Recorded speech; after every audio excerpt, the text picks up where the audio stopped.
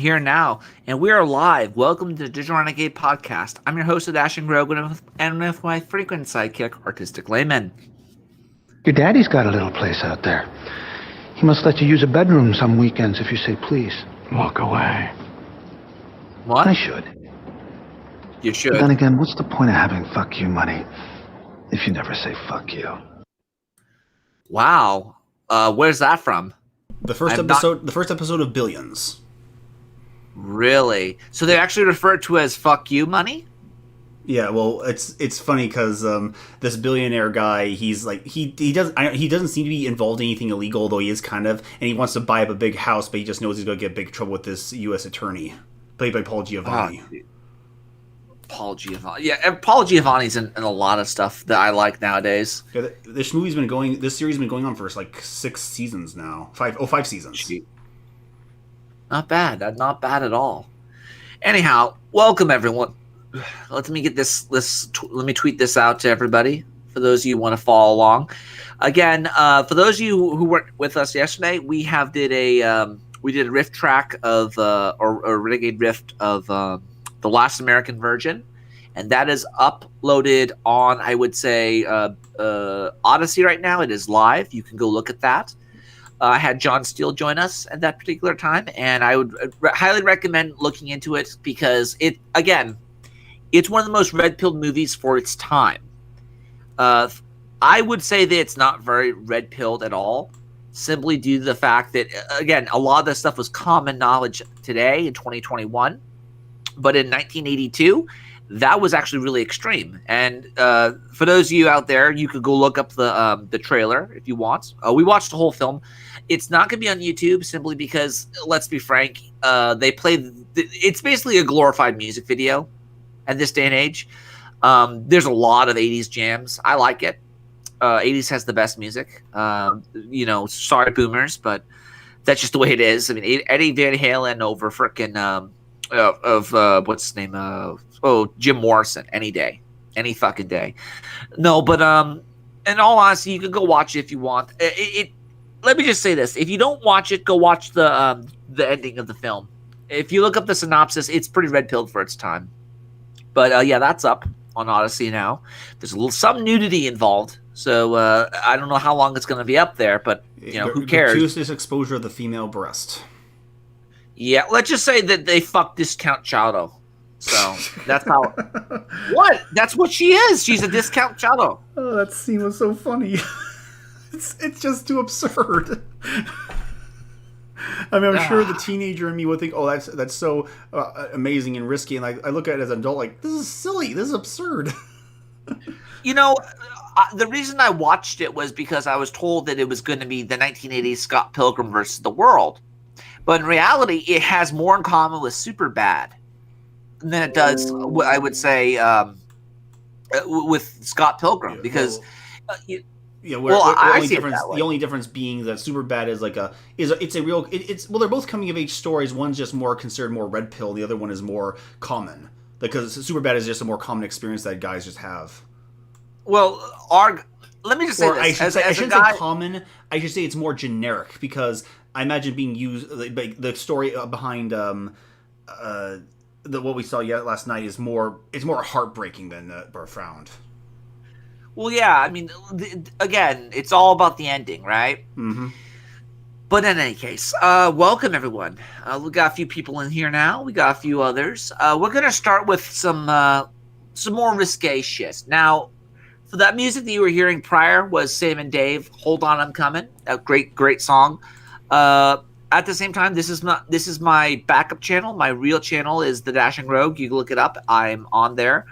We're going to continue using this particular streaming service on this channel until I get rid of at least one of my strikes. Then we'll get back into it because I got hit by the Communist Party for making fun of Xi Jinping's daughter. Was that really it, or? Honestly, I don't know, but I know I got hit for bullying because I riffed on the freaking Wolf Warrior, the Chinese Communist propaganda film.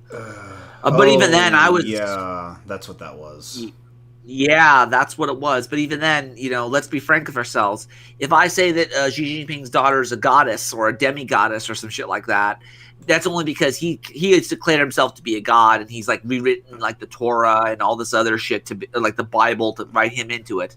So I mean, if never mind I'm the just fact saying. that he has all the earmarks of the new Nazi Germany. Yeah, ruthless dictatorships, ethnic concentration camps, and mysterious disappearances of dissidents. Yeah, but he's okay. He is financially connected. Oh yeah, he's financially connected, and so is his daughter. Like, one of the things you're gonna realize is we go after everybody on this channel, and we go after not to mention the people who are on YouTube kind of sympathize with his political philosophy. Oh yeah, absolutely. We go after them. We go after. I mainly go after the red princes and princesses, and what that basically means is the people who are the children of the communist leaders.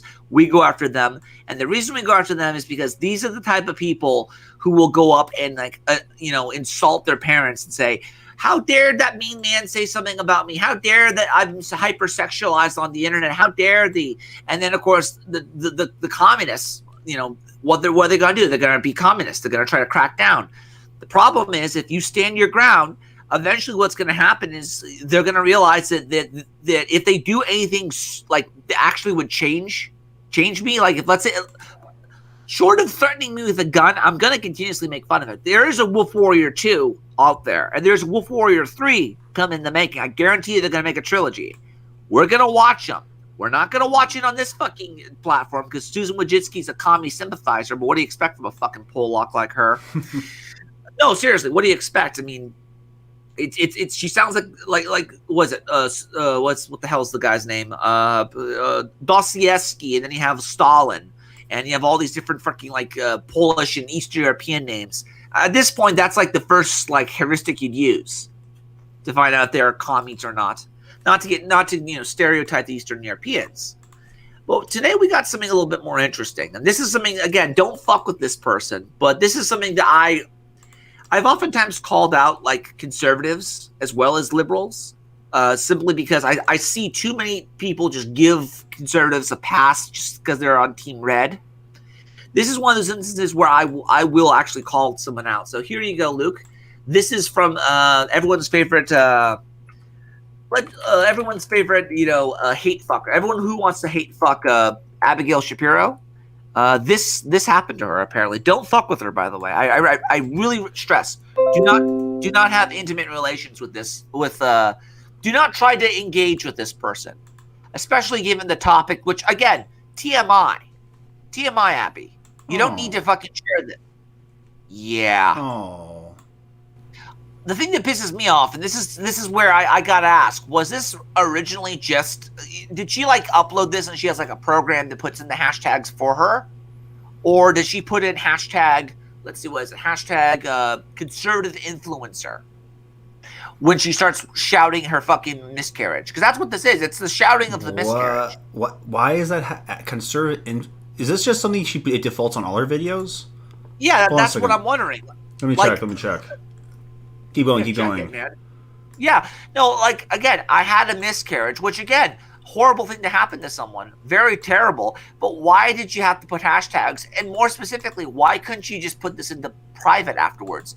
But her milkers, well, apparently her milkers don't exactly, well, now I'm kind of being mean here. Because, again, I want I don't want this person to be fucked with. But at the same time, what do you expect when you upload stuff like this?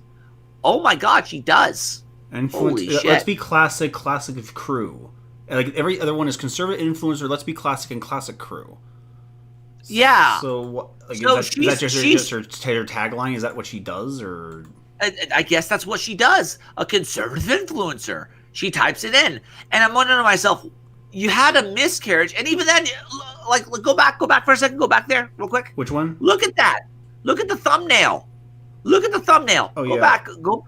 The thumbnail of the video of I had a miscarriage. Right here. Yeah. Look at that. This fucking bitch. Like, did she even have a miscarriage? I'm wondering. Because I'll tell you, if this happened, you don't share this information. And even if you did, you share it with your followers, and then you immediately fucking say, hey, again, you put it in private. You get it off your chest, no pun intended, and you don't share this with people. This is something very intimate. This is an example of too much information. And I really do, again, my heart goes out to her. But at the same fucking time, you know, part of me is also thinking to myself, this is what happens when you see a girl who has a hormonal imbalance. And before you start saying, oh, here comes histrionic women talk, right? When you're carrying a child in you, your hormones are trying to, your body has a bunch of hormones designed to basically carry a kid. For you to lose, I don't know how long she was in her, I can't remember off the top of my head. I think she was like in the first trimester of her fucking, her pregnancy. She's going to have a hormonal imbalance from trying to raise that kid in her womb. As a result, she's probably all fucked up now. So again, going back, if we look at the freaking information, what's this? What is this? This is the comment section. What's this? Oh, no, I mean, this was Mark Dice. Apparently, Ben Shapiro was also caught on a hot mic talking about how he makes special care not to say anything too controversial. Let's actually hear. I want to hear this. I have not seen this. Go ahead. Since we're going to producer once he thought he was off air. So, we are indeed done here today. I have an appointment I got to get to. Thank you guys. It's great to see you, and I will see you here next time. One thing on that episode. Yeah. I said pansexual. Pansexualism is weird. Can we just cut that? I can ask. That'd be great. Before it's reposted? Yeah. Yeah, we could, it's like a 10-second bit. It's about halfway through. It's just on pansexual. I'm like, that's kind of weird. Like, you like everything? Like, yeah. No, just like. You want to get rid of that? Yeah, it's just like, it's nothing, but. So don't when make it you, something. when you I mean, it is weird that you are attracted to every single thing. Yeah. Wait, when no you finish. Taste at all. I thought that was a funny bit. It is a funny bit, but that's why I'll get boycotted. Notice he wasn't concerned about getting a community guideline strike and having the video taken down, censored, because he doesn't have to worry about that. He is exempt from the rules. He's in the club. He was concerned about getting boycotted, losing a sponsor over too harsh of criticism of porn. Yeah, this is why I don't take money from people. I might, start taking super chats. I'm really thinking about starting an OnlyFans simply so we can bypass a lot of this fucking copyright crap. Because apparently the OnlyFans accounts they'll let you watch films and you can have your fans as long as they pay like $1 or something. You can watch shitty films with your fans. Apparently, when gun material was kicked off of YouTube, I don't know if it still is. They decided to go to Xvideo and porn sites. Yeah, exactly. And to be honest with you, as much as I don't like porn, I'm not a big fan of it. I think that a lot of the porn industry is degenerate as fuck. At least they don't censor people. It's that old saying: you go where everybody knows your name. It's like in Cheers. But yeah, again, I've already known multiple times that the conservatives, especially the the Shapiros and the fucking roaming millennials of the world, they're corrupt. Crowder, people. I was talking to a commie friend of mine. She's a commie, by the way, up in Washington in Olympia. She was saying that Steven Crowder does the whole, bit and like comedy sketch thing so he could dress in drag. That's her theory, that he's horribly sexually repressed and he wants to come out as a drag queen essentially, but he can't because of his political ideology. I kind of agree with him on that, or her on that, I should say. But yeah, again, Abigail, like why share this? Tell me about it. Before we continue. Until you've had enough. Hit me up on the internet is for porn. The internet is for porn.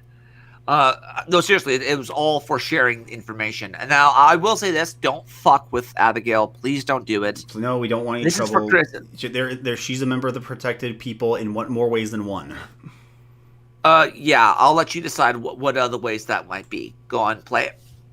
So as you can see from the title of this video, I had a miscarriage. And that happened not too long ago, just a few weeks. And I wanted to talk about it because I think for some women, this can feel really lonely. And it can feel like it was your fault. And I don't want anyone to feel that way. I'm really lucky. I never felt alone. I have a lot of family and a lot of friends who are really supportive. And a lot of it is the hormones, Abby. A lot of it's the hormones of carrying another human life inside of you. And then all of a sudden, again, your biological clock doesn't stop immediately when the pregnancy fails. I want that to be perfectly understandable. And we're going to get into some occult shit along with this, okay? Have you ever seen the movie The Unborn? I know I said we were going to fuck with her, but like there's the notion of like the Jewish demon called the Dybbuk. You know what the Dybbuk is? Mm-hmm. The Dybbuk. There's the notion of, we'll just continue with it. We'll get to it when we get to it. Go on. Who is incredible and has been so supportive of me throughout this time. And of course, we've been supportive of each other because it's not just about me, it's about the two of us and what we lost. But I have a lot of friends and a lot of family members who have had miscarriages too. And that helped me realize that I'm not alone. And this is so common. Well, it's common for so many women experience. It's common for Ashkenazim Jews because, again, a lot of them have O-negative blood, and as a result, their pregnancies get rejected a lot more. This is something that we see. Yeah, it happens a lot when it comes to like certain like blood types. There's a more chance of miscarriage. So, for example, I'm fairly certain, I could be wrong about this. Don't quote me on this, but I'm fairly certain that if you are if you are O-negative and the father is not O-negative, if like the gestation process of, let's say, of the fetus, the woman will reject the fetus because it doesn't have the same blood type. So sometimes you'll need to have a transfusion so that kid will survive of O-negative blood, which is very rare.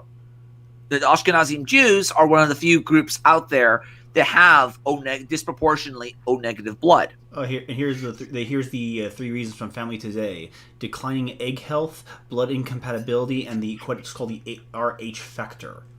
Regardless of the last one might be more complicated. Regardless of your blood type, each blood type is either positive or negative. There are potential issues with R and negative mother consequences and Rh positive father.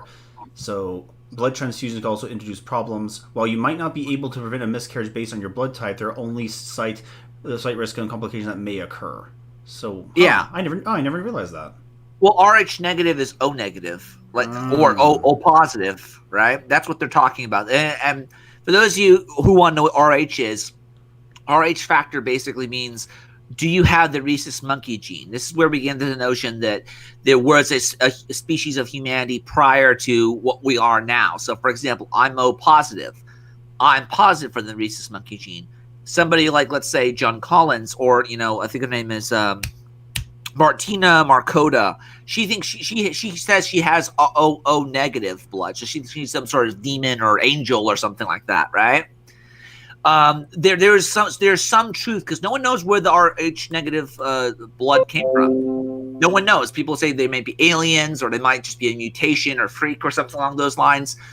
But again, I'm not going to bash the woman here. I'm not going to bash the Jews or anything like that. But this could be where you get the notion of blood transfusions and the whole Jewish blood guilt thing, right? Because again, they don't know why blood transfusions need to happen.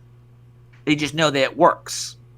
They don't know about Rh negative. And again, back when in the early medieval times, when they were testing with, blood transfusions, they transfuse, let's say, a dog's blood into a human, and it would fail, obviously, right? Mm-hmm.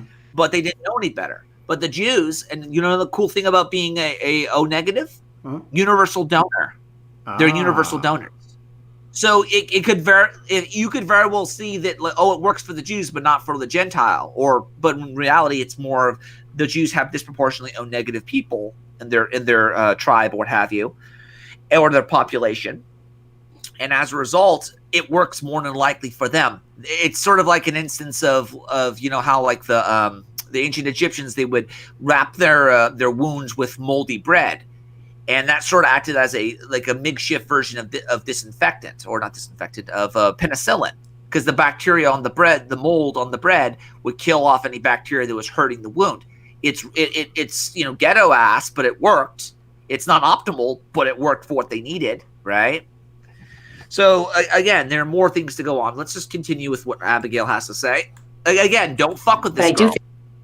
Don't fuck with her. I think that more women need to talk about it so that it doesn't feel so lonely. We lost our baby at 12 weeks. It was actually at 10 weeks the baby stopped growing, and at 12 weeks we found out, because you don't get to have ultrasounds every week, so you don't know and we had seen the heartbeat, and I knew that the miscarriage rate dropped once you've seen your baby's heartbeat. And so I wasn't afraid. So when I did have a miscarriage, it felt like it came out of left field, and I was so not prepared emotionally for that. The first few weeks, yeah, I thought it would happen then, but for it to happen as late as it did for me in the first trimester still, but well, I get why she's sharing this. I mean, this is the reason why anyone shares anything on YouTube. Yeah, but at the same freaking time, you know, I get why she's sharing it as well. But there's a certain point where, you know, you like, why put the hashtags in? Were the hashtags like, does she have a program that she like, you know, she automatically uploads all of the hashtags for her, or does she have like a well, normally you have to manually enter it every time you upload, so you should probably copy and paste it. Yeah, this is something that I don't want to see conservative influencer on. I do not like. Please do not shout your births, and don't shout your I mean, maybe you could shout your births. That might be fine. That's something that you should enjoy about the wonders of life. You should be thankful and happy about it, right? But don't shout your miscarriages. Please don't. You know, we don't need to talk about this. This is something that's personal. And again, like I said, it could very well be a RH negative factor problem. It could very well be that your husband is shooting blanks. I'm not saying he is. I'm saying that this is something that's personal. And and thank God that I guess the internet hasn't fucking totally torn her down. But again, this was too much information. We didn't need to hear about this. You know, my heart goes out to you, but please take this video down.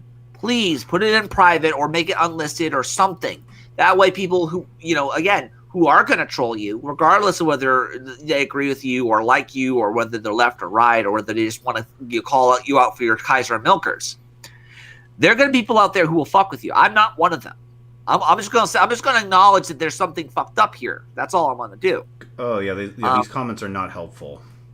What do we got here? What do you have? It says good. Good. Pay the good. Tab. Yeah, good as in good that happened. Jesus Christ! I really hope. I hope not. I hope that's 6,000,001. Oh, come. Oh, jeez. Come on, that's. I mean, I know the anti-Semitism is ripe on the internet, but for crying out loud, dude. Don't kick a girl while she's down. Seriously. Well, white shouldn't at least have 14. Bummer. But every other comment is about the vaccine. Yeah, vaccine. You got the vaccine though, right? The questioning this shit. You're really pathetic. Was the donut worth it? Was the donut worth what? What? I don't know. Was the donuts worth it? What does that mean? What the fuck does that have to do with anything? Let's see. Twitter account. The highest IQ people. Vaxxed abortion. Let's see. They had vaccines expiring at vaccines. What about was the donut worth it? Yeah. What is that? Like every other person's doing that. I don't know what they're talking about. Didn't you say only real women can have a baby? Oh, dude, this is like some fucking gnarly shit. Jeez, that hurts. Say thank you, Bill. Vaccine stuff.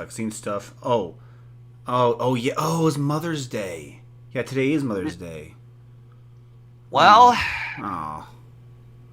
I will do a rosary for your kid because Lord knows somebody has to pray for the unborn. Let's see what the discounts are. It's not really bad ratio though, but yeah. Well, thank God. I mean, again, I don't trust the ratios on YouTube anymore. I mean, the moment we know that, like, there is a conservative cabal, there absolutely is. I think, like, if I were to point to the people who are part of the cabal, it would be Ben Shapiro, Charlie Cockroach, Charlie Kirk, Candace Owen, and I would say Roaming Millennial. Those are the people who I would almost certainly argue are part of it. Liberty Hangouts is the mean girls of the group, so they don't get to hang out. But you know, Wolf and Pepper says Krispy Kreme gives you free donuts with proof of vaccination. Oh, that's what that is. Oh, yeah. Well, so those are all vaccine jokes. Oh, I see. That's what that is. Well, again, let's continue. Let's continue with this video before we let's just go with it because I want to see. And I was so not prepared emotionally for Passover. So everyone was there, which for me was really, really helpful. And it meant I had a ton of support. I wanted to talk about a few things in this video. I wanted to talk about some things for women who have gone through this or are going through this, and I want to talk to the people who are supporting them. So for the women who are going through this, stop judging your feelings. That's something I've really struggled with, is I've had feelings all over the place, and my husband has said to me so many times that your feelings, you can feel them, they're okay. And any they form are. They are. And even then, they are okay. But again, at the same time, I'm looking at this from more of a chemical perspective. Go on. And it's something you have to go through, and it's not going to be a straight line. And that's the other thing I wanted to talk about, was that it comes in waves. I've been okay for a few days, and then I'm crying one night, or I wake up the next day and I'm crying the next day, and it just seems to come out of nowhere. It's not linear. I consider myself a mom, even though I never got to meet my baby. Realistically, we're not saying this is a bad. We're not saying it's a bad video. We just don't have hashtag conservative influencer in there. That's all he's saying, really. Well, let me just say this. You know, like how there's bad movies that exist, and I'm not saying this is a bad movie, but there are bad movies that you just don't like, and then as a result you're bored. But then you start looking at you start noticing the bad production value. So you notice the boom mic, and then you see the guy in the who's in the medieval setting, but he's wearing blue jeans and shit like that. Like the more I look at this, and the more I think to myself, oh, she had tissues with her at the time. That means she was ready for this. Does that mean you could start saying, well, this is staged? You could very well argue this is staged, because we don't know that. We don't know. No one checked it. We don't see. And again, we're just. And if you watch carefully, you're noticing the editing tweaks. So they are choosing what part they're keeping into this video. Yeah, exactly. So again, this is one of the reasons why I'd say, even if it is so personal, don't share it on the internet. I don't want. Again, I don't know. Does she have? I will say this. I looked at the very end. Let's just go to the very end if you can, maybe 5 minutes before, right there. Yeah. Oh, there's a few seconds. Yeah. God, and that in the time when it was really the hardest for me, I could pray and know that God was still there. So that's what I wanted to talk about today. I didn't want to talk about what happened to me in too much detail, but I did want to share that it happened. Right. And if you were wondering why I wasn't on YouTube for a couple of weeks, that's why. I was also sick before that because I was in the first trimester. So that's why I maybe wasn't as consistent either. But that is what I wanted to say. So if I can help even one person, then it was worth making this video. Okay. I don't see how this would help anybody besides, again, if she cut to let's say a sponsor or something like that, that would have been okay, you are so full of shit. If you have a post credits thing where subscribe, like to my Patreon, and link below and all this stuff, I would have fucking just smashed that fucking shit right then and there. But she didn't. So again, don't fuck with this chick. Again, all those Holocaust comments, don't fucking do it too fucking soon. Now, granted, you can do what you want, but you don't have my blessing in that regard. But I wanted to talk about this particularly because I know that there are certain things like postpartum depression. Do you know what that is, Luke? Yeah. What is postpartum depression? It's the chemical imbalance that occurs after a woman gets pregnant, which causes her to be horribly depressed. Yeah. So, again, maybe she isn't thinking rationally in that regard. Maybe she's letting the hormones do the talking. It isn't. Again, this is not me trying to say, oh, crazy women. This is me legitimately saying this is a phenomenon where, maybe as the husband, you should take away the fucking cell phone for a couple days and let it burn itself out, literally in this regard. But I want to talk about this Dybbuk. You know what the Dybbuk is? Dybbuk. Who's that? The Dybbuk. Let's see if I can find it here. This is one of the. We're going to talk about Jewish mysticism for a second. Jews' ancient curse. Here we go. And this is from Wikipedia. Oh, what is this? Let's see if I can find it. Dybbuk. What is this? Judaism's ancient curse, the Dybbuk. What is this video? I wanted to bring this up because, again, there are phenomena that have it. Go ahead, play it. Demon, spirit, restless soul. Every faith has their own words, and Judaism is no exception. Dybbuk!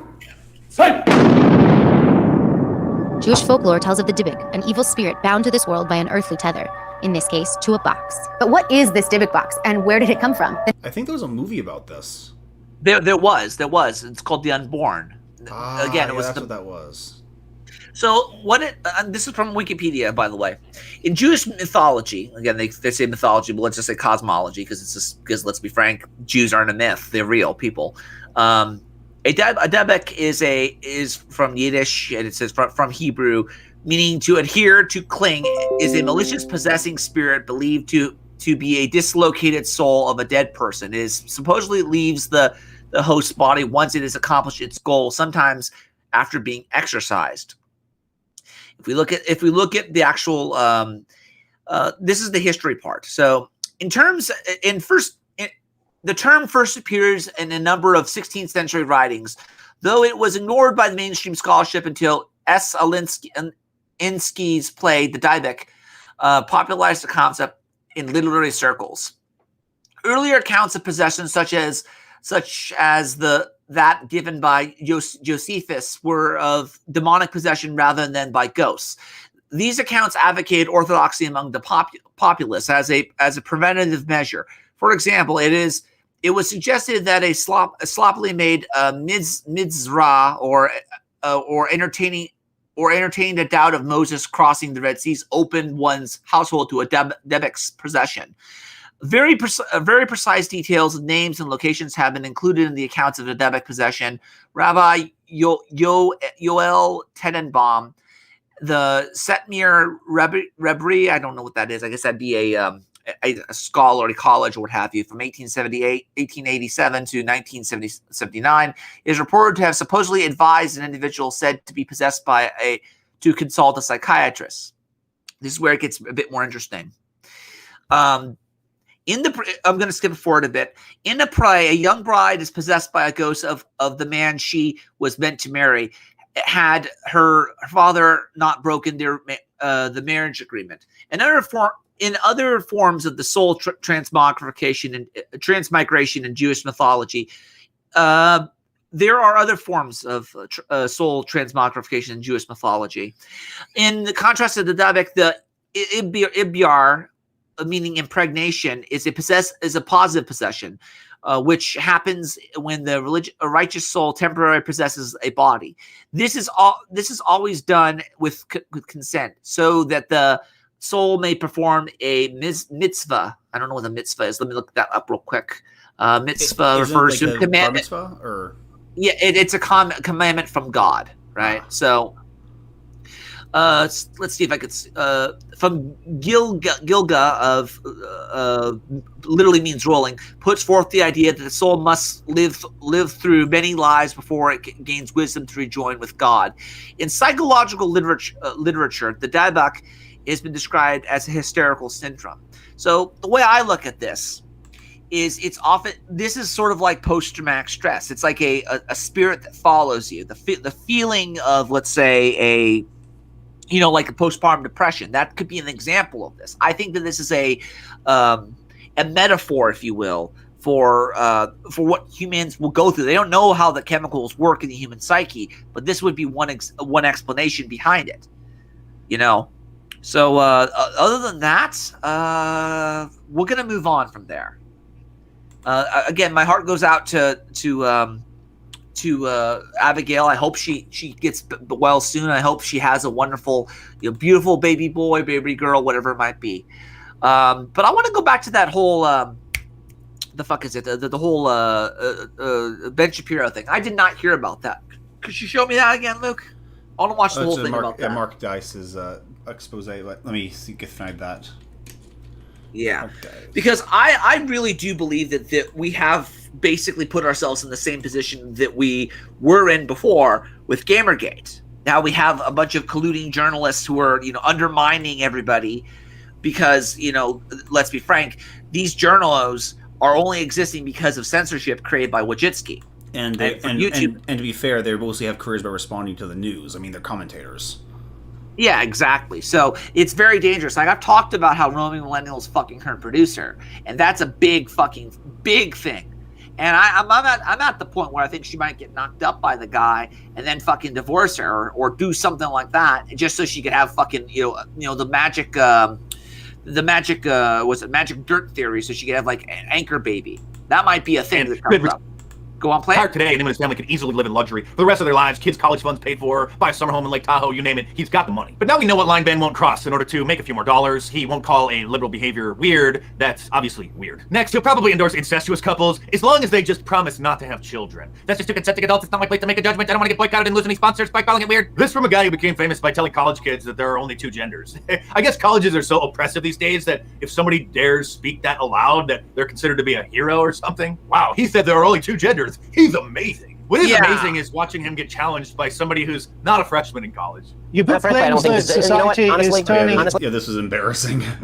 That was embarrassing, and I will say this: it's the level of criticism leveled towards Shapiro is very much in the same par as the level of criticism and reporting that was leveled against Justin Trudeau.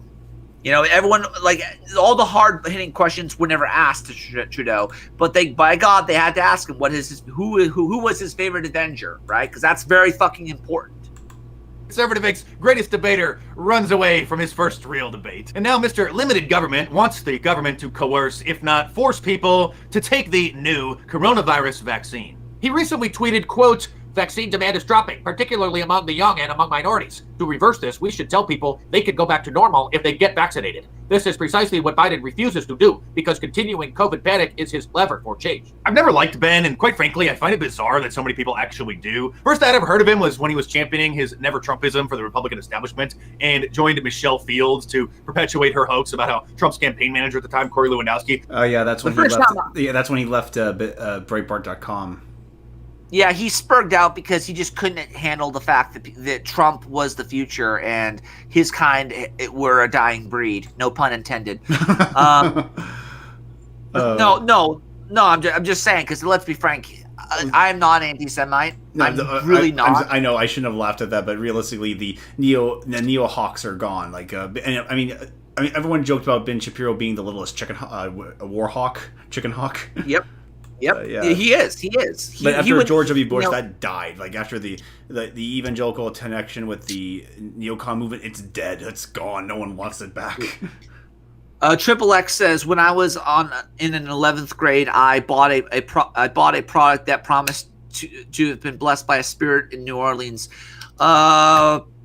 What kind of spirits? Probably one of those fucking Zanzibar fucking rotisserie spirits. Something, some sort of like spirit. Try to grab her arm. Go ahead, play it. Throw her to the ground, and then the security footage got released, and that got debunked. Remember that? Of course, that was just the beginning, and then after Trump won the Republican nomination, Little Ben doubled down and warned that Trump would hurt conservatism if he were to beat Hillary Clinton. Will Trump hurt conservatism if he loses badly? They said Goldwater did, but Nixon got elected 4 years ago. I mean, I think that he's already hurt conservatism pretty badly. My concern is that, and one of the reasons I'm not voting for him is because I'm concerned that conservatism if he loses, I think that he hurts conservatism less in some ways, because there's been a repudiation of some of the things that he believes and says. He even wrote this article titled, "No, Trump isn't going to save the Supreme Court," and warned that if Trump became president, he would appoint liberals to the Supreme Court. And don't even get me started how... And it turns out he just appointed neutrals. Well, this is brand new, isn't it? This is like on Wednesday. This is last Wednesday. There hasn't been a war in the Middle East that he hasn't salivated getting America involved in while he armchair quarterbacks and cheerleads it on. Oh, I'm not done with this clown yet, so stay tuned. But real quick, subscribe to my channel if you're new here, because if this is your first time watching my channel, obviously you need to hear more. So subscribe to the channel and check back here on a regular basis. And don't give me this crap about how he supposedly voted for Trump in 2020, because when somebody of his influence, who is supposedly as gifted as him, was actively working against Donald Trump in 2016... He's not. He's an example of a privileged boy. He really is. Like, one of the things that pissed me off, and I don't know if you can find this about. Again, I don't want this to be have a lot of stuff to cover, but I don't want this to be a bashing of Shapiro of whether it be Ben or Abigail. But I really want people to remember when he went to college. There was an interview where he was basically saying his whole college was paid for. He went to college. He was studying law, and then he's like, "Oh, I don't want to do this," and he dropped out. You know. Heidi Reidiger, am I allowed to share a link? Yeah, you can share a link if you want, Heidi. For welcome, what? by the way. Please let us know what it is first. Let us know what it is, by the way. If it's not porn, if it's safe for work, let us know. And if you link something that's bad, please don't link anything bad, all right?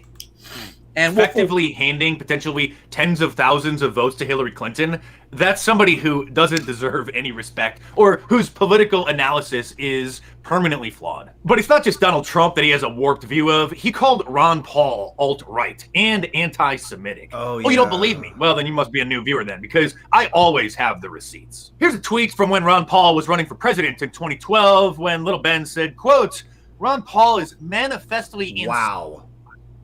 Wow. As a previous in debates, he is now gripping the pen as he would the neck of a Jew. Oh, for crying out loud, Ben. Ben, just because you're obsessed with race doesn't mean that everyone else has to be obsessed with race. And by the way, the conservatives have always fucking said, they've always fucking said that, we're against identity politics. These motherfuckers play identity politics far, far better and more stealthy than the fucking leftists do. Look at fucking Candace Owens. She's only there because she's a fucking minority. And don't tell me that the black community needs to see a conservative black woman tell them about conservative talking points. Please don't be a bigot like that. Because by that very same rationale, you could argue that in order for gays to get into gun ownership, they need to see a faggot holding a gun. Okay? Yeah, and we all know how Milo Yiannopoulos worked out. Yeah. Wolford and Pepper says, I don't think non-mods have the power to post by default, but if Digital Renegade Podcast would shill his Discord more, I would post it there. Okay. Well, we do have a Discord, and I do have it linked here. I will link it for you. Continue, Luke. Play it. I want to hear what else is. As in previous debates, he is now gripping the pen as he would the neck of a Jew. And here's a list of 20 different people or news outlets that he tweeted that the all-knowing Little Ben says are alt-right, including Ann Coulter, Donald Trump, Pat Buchanan, and Ron Paul. Oh, and Alex... Let's see, Jones. The list goes on. Oh, yeah, because this is who conservative... alt-rights, yeah. They were alt-right champions. No, not even. Heidi says it's safe for work. It's just promoting my ex-husband's channel. He just started an hour ago, and he thinks he's a failure because he has new views. He thinks he just started an hour ago and thinks he's a failure because he has new he's a failure because he has new views. It's shameless promotion. I won't lie. I just hope I could use your platform to get him a view or two. I will send you send it a link. Send it a link in the Discord, and I'll take a look at it, Heidi. I usually do that. I keep an eye on certain things, but I will look into it. Just send me a link, or you can talk to me on Twitter if you want. I'll take a look at it on Twitter as well. That's probably the best way to share links. Continue, Luke. Most kids across the country think is a genius. I would call him a moron. I'm popular and no one has ever heard of you. Come on, you say. He's not a moron. Well, obviously you didn't see him shopping at Home Depot recently when the liberals got it trending on Twitter saying that they were going to boycott Home Depot because they wouldn't issue a public statement denouncing the new election rules, election integrity laws in Georgia. And so he decided to go and shop at Home Depot to support them. And he's probably the only person on the entire planet who puts a 36-inch board in a plastic bag at the self-checkout. All right, as you can see, I just went shopping at Home Depot. I mean, I get this one, I guess, because Ben Shapiro was just playing the news people for it. In the self-checkout. This is stupid. Like, legitimately. Go ahead, play it. No Home Depot employee would do this. I'd be willing to bet that was his first time in a Home Depot. I doubt that he even owns a screwdriver. I don't even think he would know the difference between a flathead and a Phillips. He's the kind of guy who probably failed shop class in middle school, or come to think of it, he's more of a home ec type of person. In fact, I think the Miss America competition was always stupid, right? I'm the guy, when I was a teenager, used to unsubscribe from the swimsuit edition of Sports Illustrated. When President Trump invited hundreds of social media personalities to the White House 2 summers ago for the social media summit so that we could all meet each other and network together, Ben complained about it and said that it was a horrible idea. Why are you having a bunch of people who are at the very least deeply controversial to the White House in the first place? Like, there are a bunch of people who are at the White House in this particular group of folks who were basically, have been involved in conspiracy theorizing. He's bringing a bunch of What does it matter if it's conspiracy theory? What does it matter? So it's just a theory. It's a conspiracy theory, but that doesn't mean it's wrong. You know, like, again, you know, I was thinking about this, Luke, for a couple days now. What's the difference between a conspiracy theorist and a journalist? What is it? Like, real talk. What is the difference between the two? A conspiracy. What is the difference? Showing your work. Showing your work is what is the difference between being a conspiracy theorist and being a journalist. A journalist is supposed to show you how someone came to the conclusion that, let's say, a certain policy was pushed by the president, or a certain tape was leaked of, let's say, Cardi B getting fucked in the ass by Ron Paul. I don't know. I'm just thinking as throwing that out there, okay? But the difference between a conspiracy theorist and a journalist is the journalist actually gets his sources and cites citations. The fucking conspiracy theorist says the Jews did 9/11, full stop. There is no evidence. Just you have to trust me. You know, it's all faith. Well, the Jews are behind everything at that rate. Yeah, exactly. They're behind. They're the what's it? They're the voice in your head. They're the monster under your bed. They're the groove in your step. They're the whatever. I can't think of anything off the top of my head. Continue, Luke. White House. It's dumb and frankly it's wrong. Well, I'm glad that you weren't there, and you wouldn't have fit in anyway because it was a bunch of independent social media personalities who built our followings organically instead of being bankrolled by billionaires like you. Seriously, in case you're not aware, once he quit Breitbart, he was bankrolled by the Wilkes brothers. He'd rather hang out with people like Mark Zuckerberg, who invited him over to his house or one of his houses for a secret dinner to assure him that he wouldn't be censoring him from Facebook at all. Oh, you didn't know that Ben Shapiro had a secret dinner with Mark Zuckerberg to discuss those things? Well, you must be new to my channel, so just make sure you're subscribed here so I can help get you caught up. I would actually be shocked if he didn't also have a secret meeting with YouTube CEO Susan Wojcicki, who can be seen here saying that he doesn't need to worry about anything because, of course, he's perfectly safe. My son, who's 13 years old, started watching Ben Shapiro videos, and he's like the gateway drug to the next group. And then it goes right to Jordan Peterson, then it goes down, and in 3 clicks, he was at neo-Nazi stuff. It was like astonishing. And then I would love to see how that works. You know, again, these people cry wolf about censorship. They do. I mean, I've seen more of Crowder's videos be, you know, shown to me through, you know, again, I'm not even subscribed to Crowder, but I've seen him be recommended. I've seen Freedom Tunes be recommended. I really do believe that a lot of this shit is, I want to be an SJW, but I don't have the balls to be an SJW, so I have to basically tear everything down so I could be in the same position of power that the SJWs are in. That's what I believe. Triple X says, wasn't it the left who's pushed the 9/11 conspiracy theories? Evie says, lesbians who tech? I don't know. I don't know what that is. What? Lesbian. Oh, I see what you're saying. I guess Wojcicki does kind of look like a dyke, but that one over there totally is. Totally who a is dyke. the other woman in the glasses? The carpet eater. I don't know. Continue. I'm just saying. Listen to it. There's a set of content that has to meet the community guidelines. Ben Shapiro is going to meet the community guidelines. Have you noticed that he's never been censored from social media ever? He's never had a post taken down for violating community guidelines on any of the platforms ever. Because he always toes the establishment line and doesn't make too many waves. He supports gay marriage. He supports gay adoption, etc., etc. Oh, you don't think that he does? You think that I'm wrong? Do you need me to pull out another receipt? Okay. Just last summer when somebody tweeted to him, criticizing him, thinking that he was against gay marriage, he responded by saying, quote, I've been libertarian on same-sex marriage for years, before Ogerfell, but you couldn't bother to Google. Ogerfell is the Supreme Court case that decided that issue. Ogerfell versus Hodges. So right there, when he's libertarian, meaning he doesn't care. He agrees that it should have been legal. Of course, that was just leftists getting their foot in the door so that they could then open it even wider to things like child drag queen story hour, etc. I could go on, but just talking about him makes me want to vomit. And I won't even get into how one of his employees reached out to me and asked for a review copy of one of my books and said the review's coming next week, and then it never got published. And then when I DM'd them and asked, hey, what happened? And then they unfollowed me on Twitter. You wouldn't have happened to have canceled that review using your editorial powers, would you, Ben? Evie states, is that because you're already watching them and their kind of content? Genuine question. Well, that's ultimately the question, isn't it? I mean, if let's say, like Wolf Pepper says, I mostly get stupid engineering and chemistry recommended to me these days. I think that what it is it's a combination of what you search, where you live, what browser you're using, and other metadata that they would use.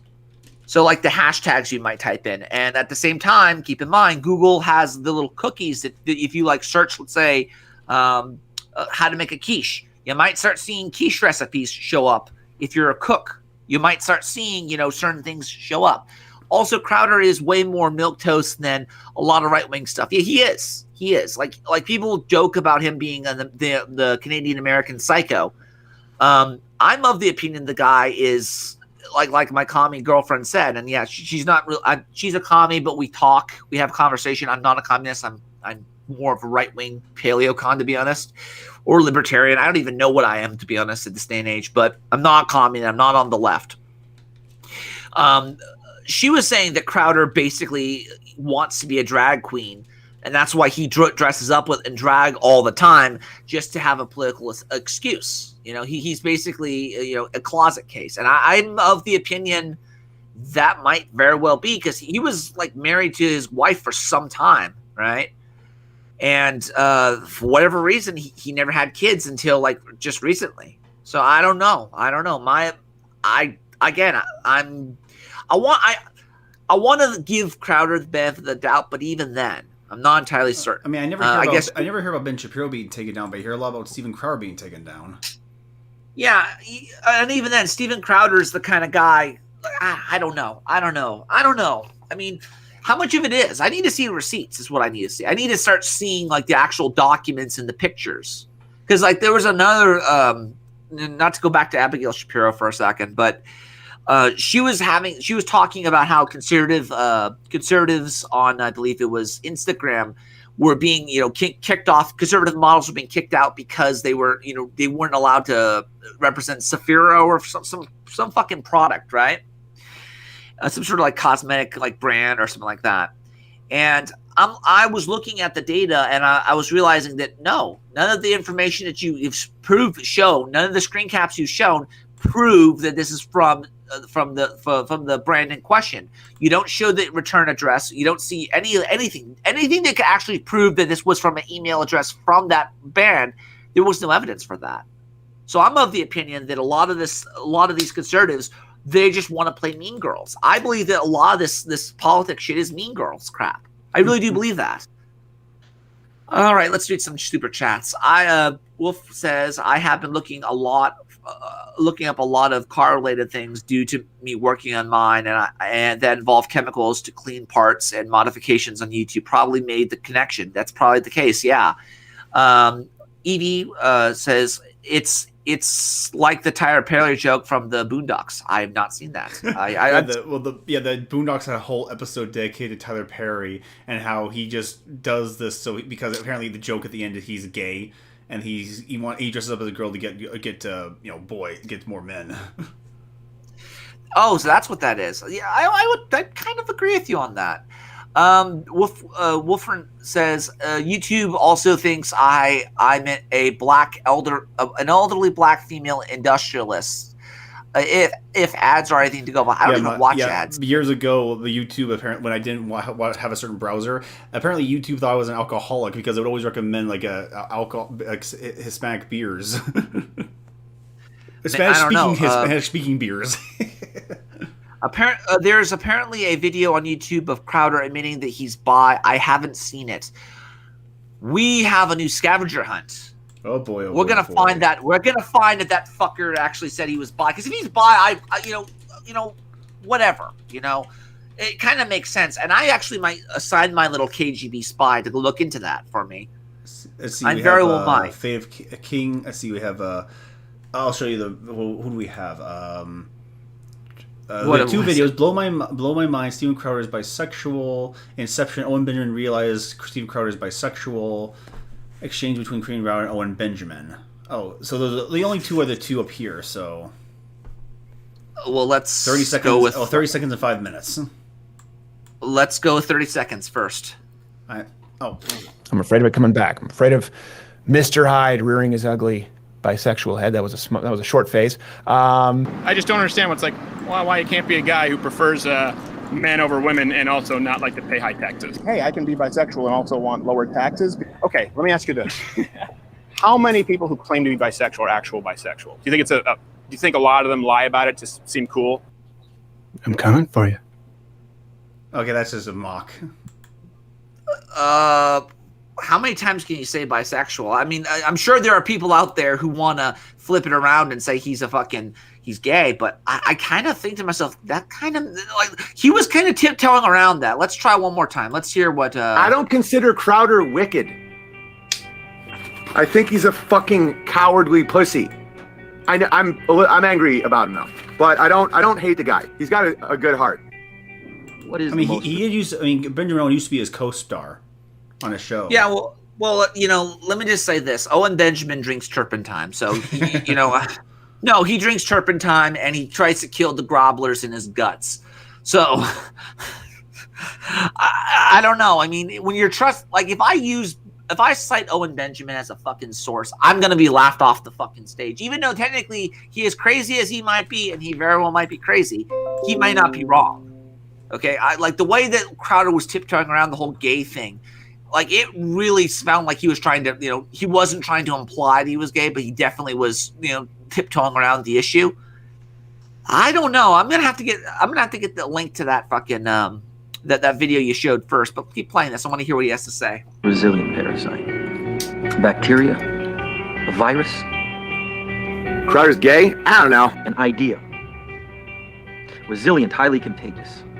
Once an idea has taken hold in the brain, it's almost impossible to eradicate. He's got a beautiful wife. They seem happy. They have to make kids.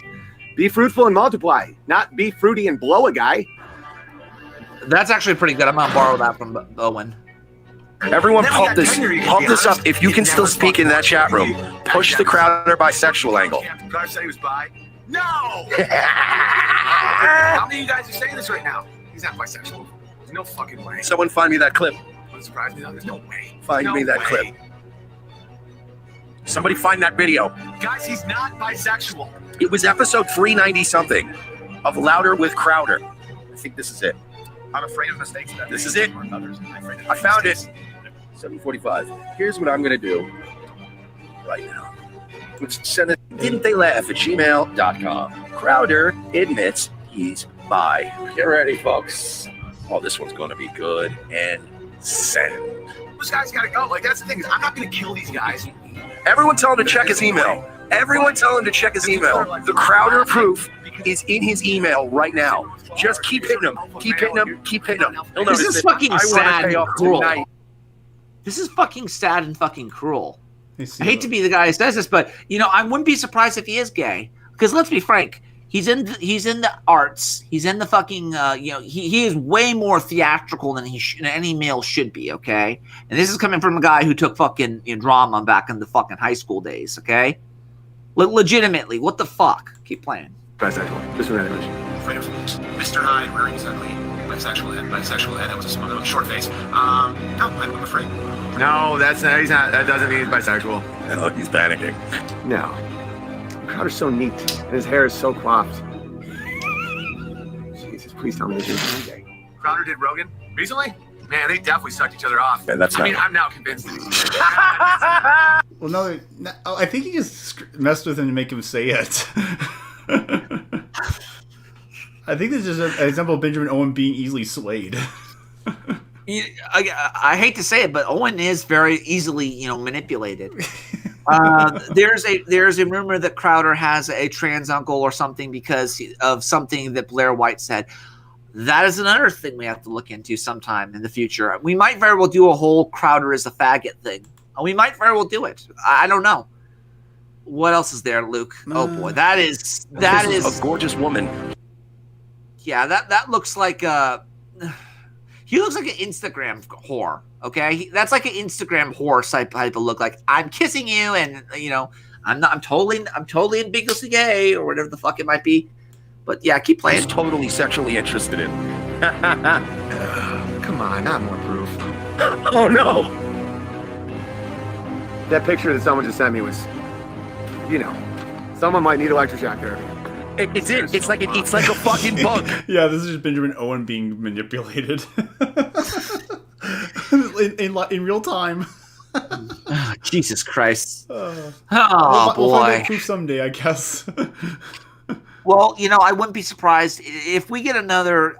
Let me just say this: I called the warring 20s, the 2020s to be the warring 2020s, because I think that we're going to have a lot, like it's going to be like Game of Thrones levels of extinction. Okay, we're going to start seeing Shapiro go away. We're going to see people like fucking Charlie Kirk basically, you know, implode, and we're going to see Crowder lose their mind. I really do think it's going to be like the high, you know, kill ratio of Game of Thrones. We're going to see the same shit happen in 2020. Okay, we're going to see some like real fucking shit of all these political commentators, because people are getting sick and tired of this shit. Because let's just be frank with ourselves, this politico class that we've inadvertently created, you know, the Sargons of Akkads and whatnot, those people, they don't work, they don't do anything.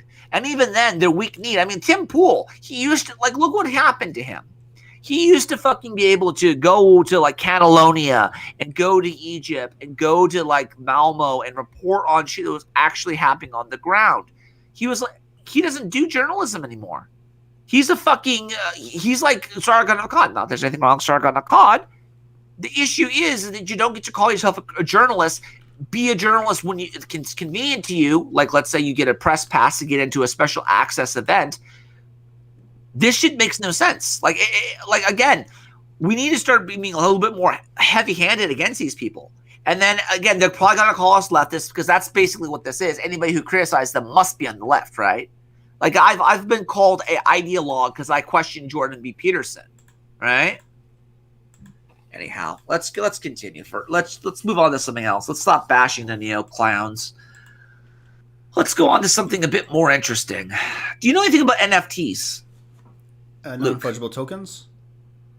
Yeah. How did you know about that shit? So I actually, in my business, I actually ran into someone mentioning them, and I tried to figure out how to get involved with them, but unfortunately, I just don't know. Like something wrong with my computer. I'm trying to set up an account with them, but I don't know how to. Well, again, non-fungible token. Yeah, well, please explain. So non-fungible tokens is basically the idea that it's digital real estate. So if I take a picture, it will create a non-fungible token that is basically a copy of that picture. And in order for you to it's basically a DRM for pictures and art, right? I sent you a link on that, Luke. I sent you a link. Check the chat. And basically, it's like, as one person pointed out, it's basically a place for people who make a lot of crypto to put their money away, so they don't have to get taxed on it. Yeah. Nick Fuentes is another guy that's constantly got the big gay rumors following him. There's more evidence for that than the Cami date, though. I think that a lot of these fucking neo clowns are fucking faggots. I really do think that's the case. Do you remember that old little cartoon called Vice City without the Vice? I think I have. It was a joke. It was a joke of the. It was like a parody of what the alt-right does, the red pill stuff. And at the end, it said there was a credit to it. It said to TV.com, and it spread out to TwoDadsTV.com. Oh, jeez. So it was almost prophetic in that sense. Well, let me just say this, Edie. I have another YouTube channel. If you could subscribe, I know you're new here and you've been commenting for some time here, but I have another YouTube channel and I'd like you to subscribe to it if you could. That'd be very kind of you if you would. But let's continue with this NFT thing. All right. All right. Let's see. Who's the cat boy? We're gonna show you the cat boy next. Schrodinger's cat boy. Yeah. From UFOs to psychic powers and government conspiracies, history is riddled with unexplained events. You can turn back now, or learn the stuff they don't want you to know.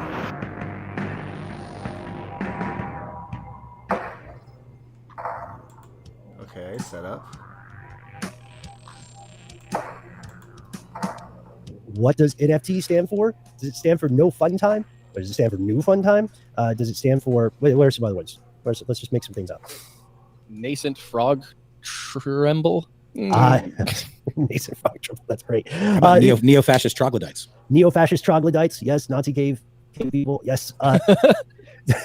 Does it stand for nearly fanny time? That's filthy in the UK.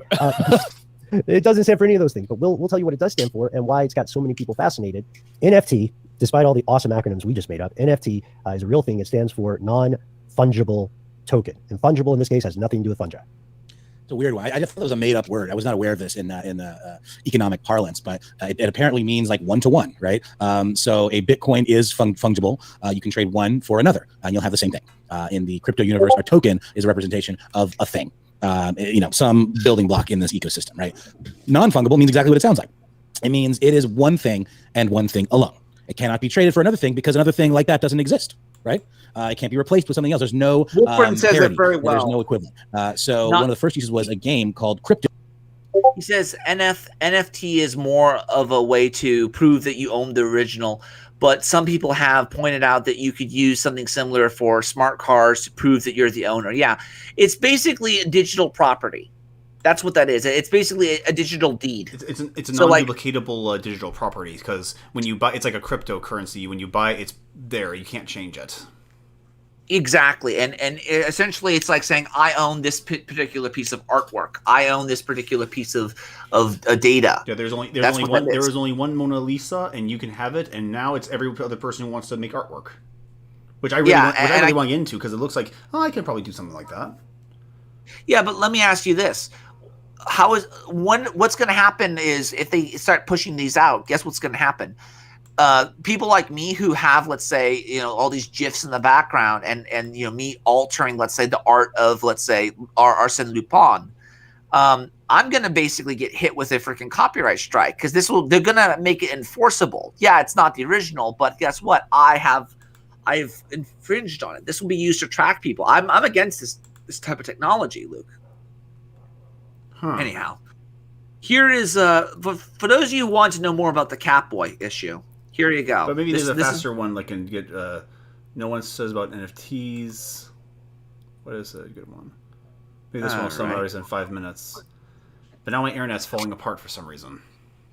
I have an alt-right horror film idea in my head that's Deep Blue Sea or Snakes on the Plane, but with homicidal sex toys. So far, I have Richard Spencer, Mike Enoch, Greg Johnson as the victims. Also, Lauren Southern. Soap will be as a metaphor for the alt-right corrupt of the youth. Is Soph even a thing? Is she even still around? Who? Soph. Oh yeah. Where is she? Did she exist somewhere? She probably exists. I hope. I would hope she does. Let's see what this is. Yeah, it won't open right now, so I'm kind of stuck.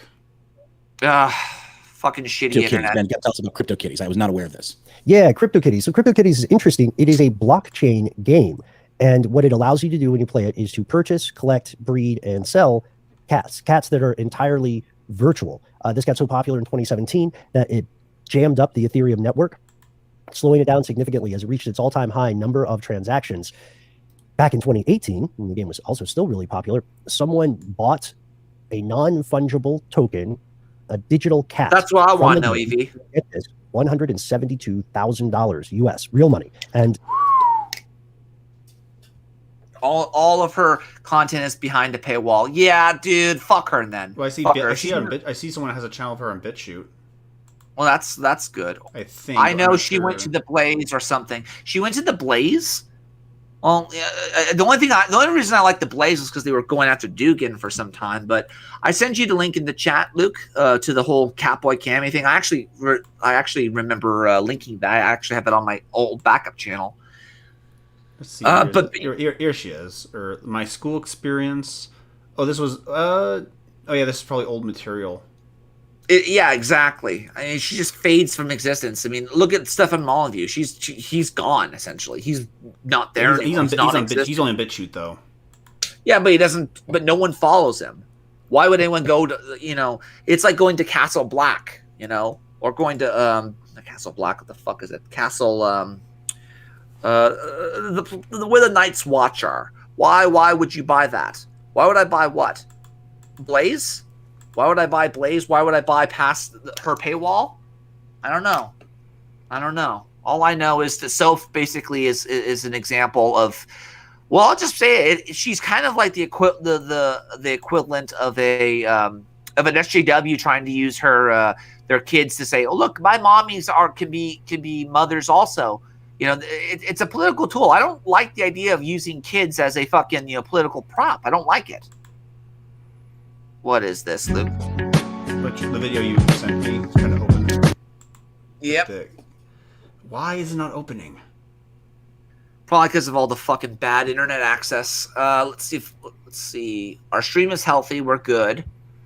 Let's see. Is that her channel? It's basically everything. It is at the Blaze now. Why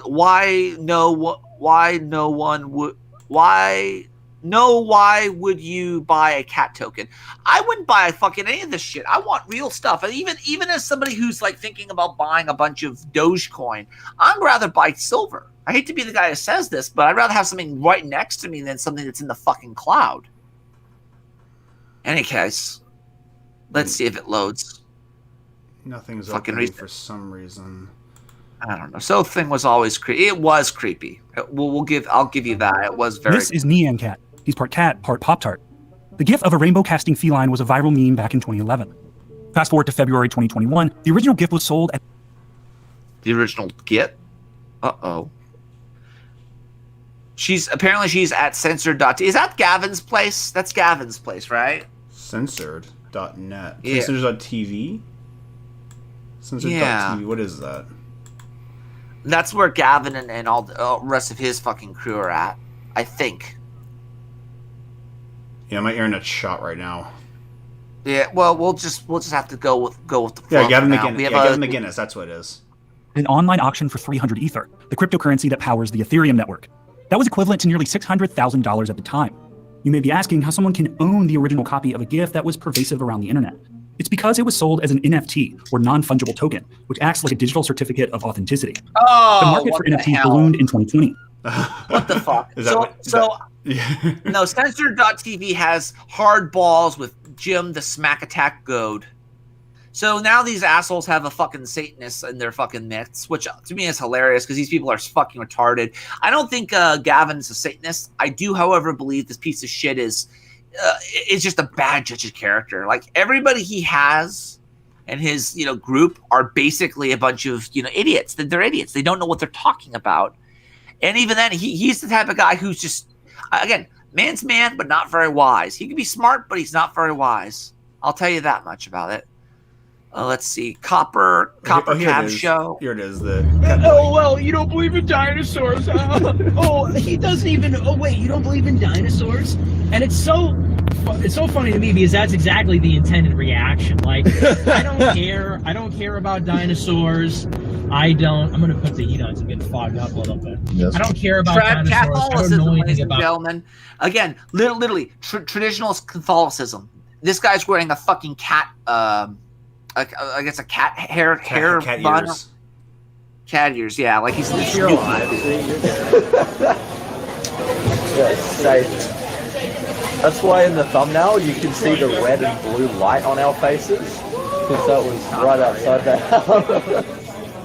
I'm like so hungry I can't even face it. Every time I see it, it's like What was the purpose of this meeting again? Oh, again, I really do believe that we have a lot of liars right now on the alt-right who don't belong. I do believe that fucking, like, I'll just say it right now. I tried to call up the Department of Homeland Security as well as the fucking Federal Aviation Authority to see if Nick Fuentes actually was kicked off of the fucking put on a no-fly list. So far, they haven't responded. And I'm going to try again tomorrow. I'm going to try on Monday. I'm going to say, hey, can you guys give me a statement whether he has or hasn't? Because I want to know if he's being politically censored or not because of his political beliefs. But so far, the so-called proof that Nick put out there is shady at best, really. Like, he asked, am I on no-fly list? He says, I'm not sure. That's what the girl said. She mentioned no-fly list, but I think it was just a slip of the tongue. I don't think that he's on a no-fly list, but everyone and their dog's like, I'm being censored, I'm being harassed, I'm being targeted. And yes, there is some censorship, but how much of this is actually like people just being the victim or putting themselves in such a way where they actually, become, just assholes, like I'll fully admit I deserve to be fucking, popped for fucking putting Xi Jinping's daughter in like that Black parody, that Piper Penry parody, where she's gonna get fucked in the ass by like 5 black guys or something, right? I admit that I probably got popped because of that, not because of Wolf Warrior in itself. But look at these two. Look at these two and look at what they're doing. They're in an arcade having fun and being, fagging around. Tell me these people are not fucking straight.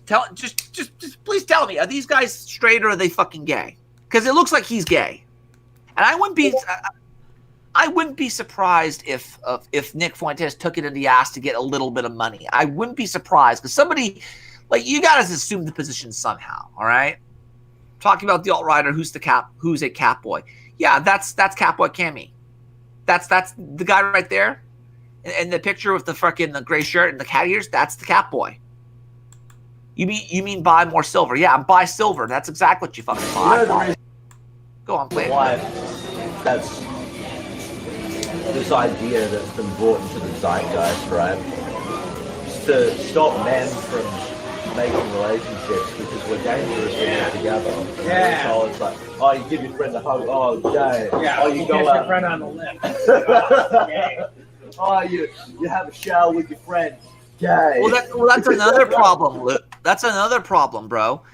That's another problem, Wolf, is that if they are not supposed to tell you that he's on the list, then that opens the door for him to falsify because they can't tell you, but at the same fucking time, he could fake it and then get sympathy points, couldn't he? I mean, why wouldn't you play the victim?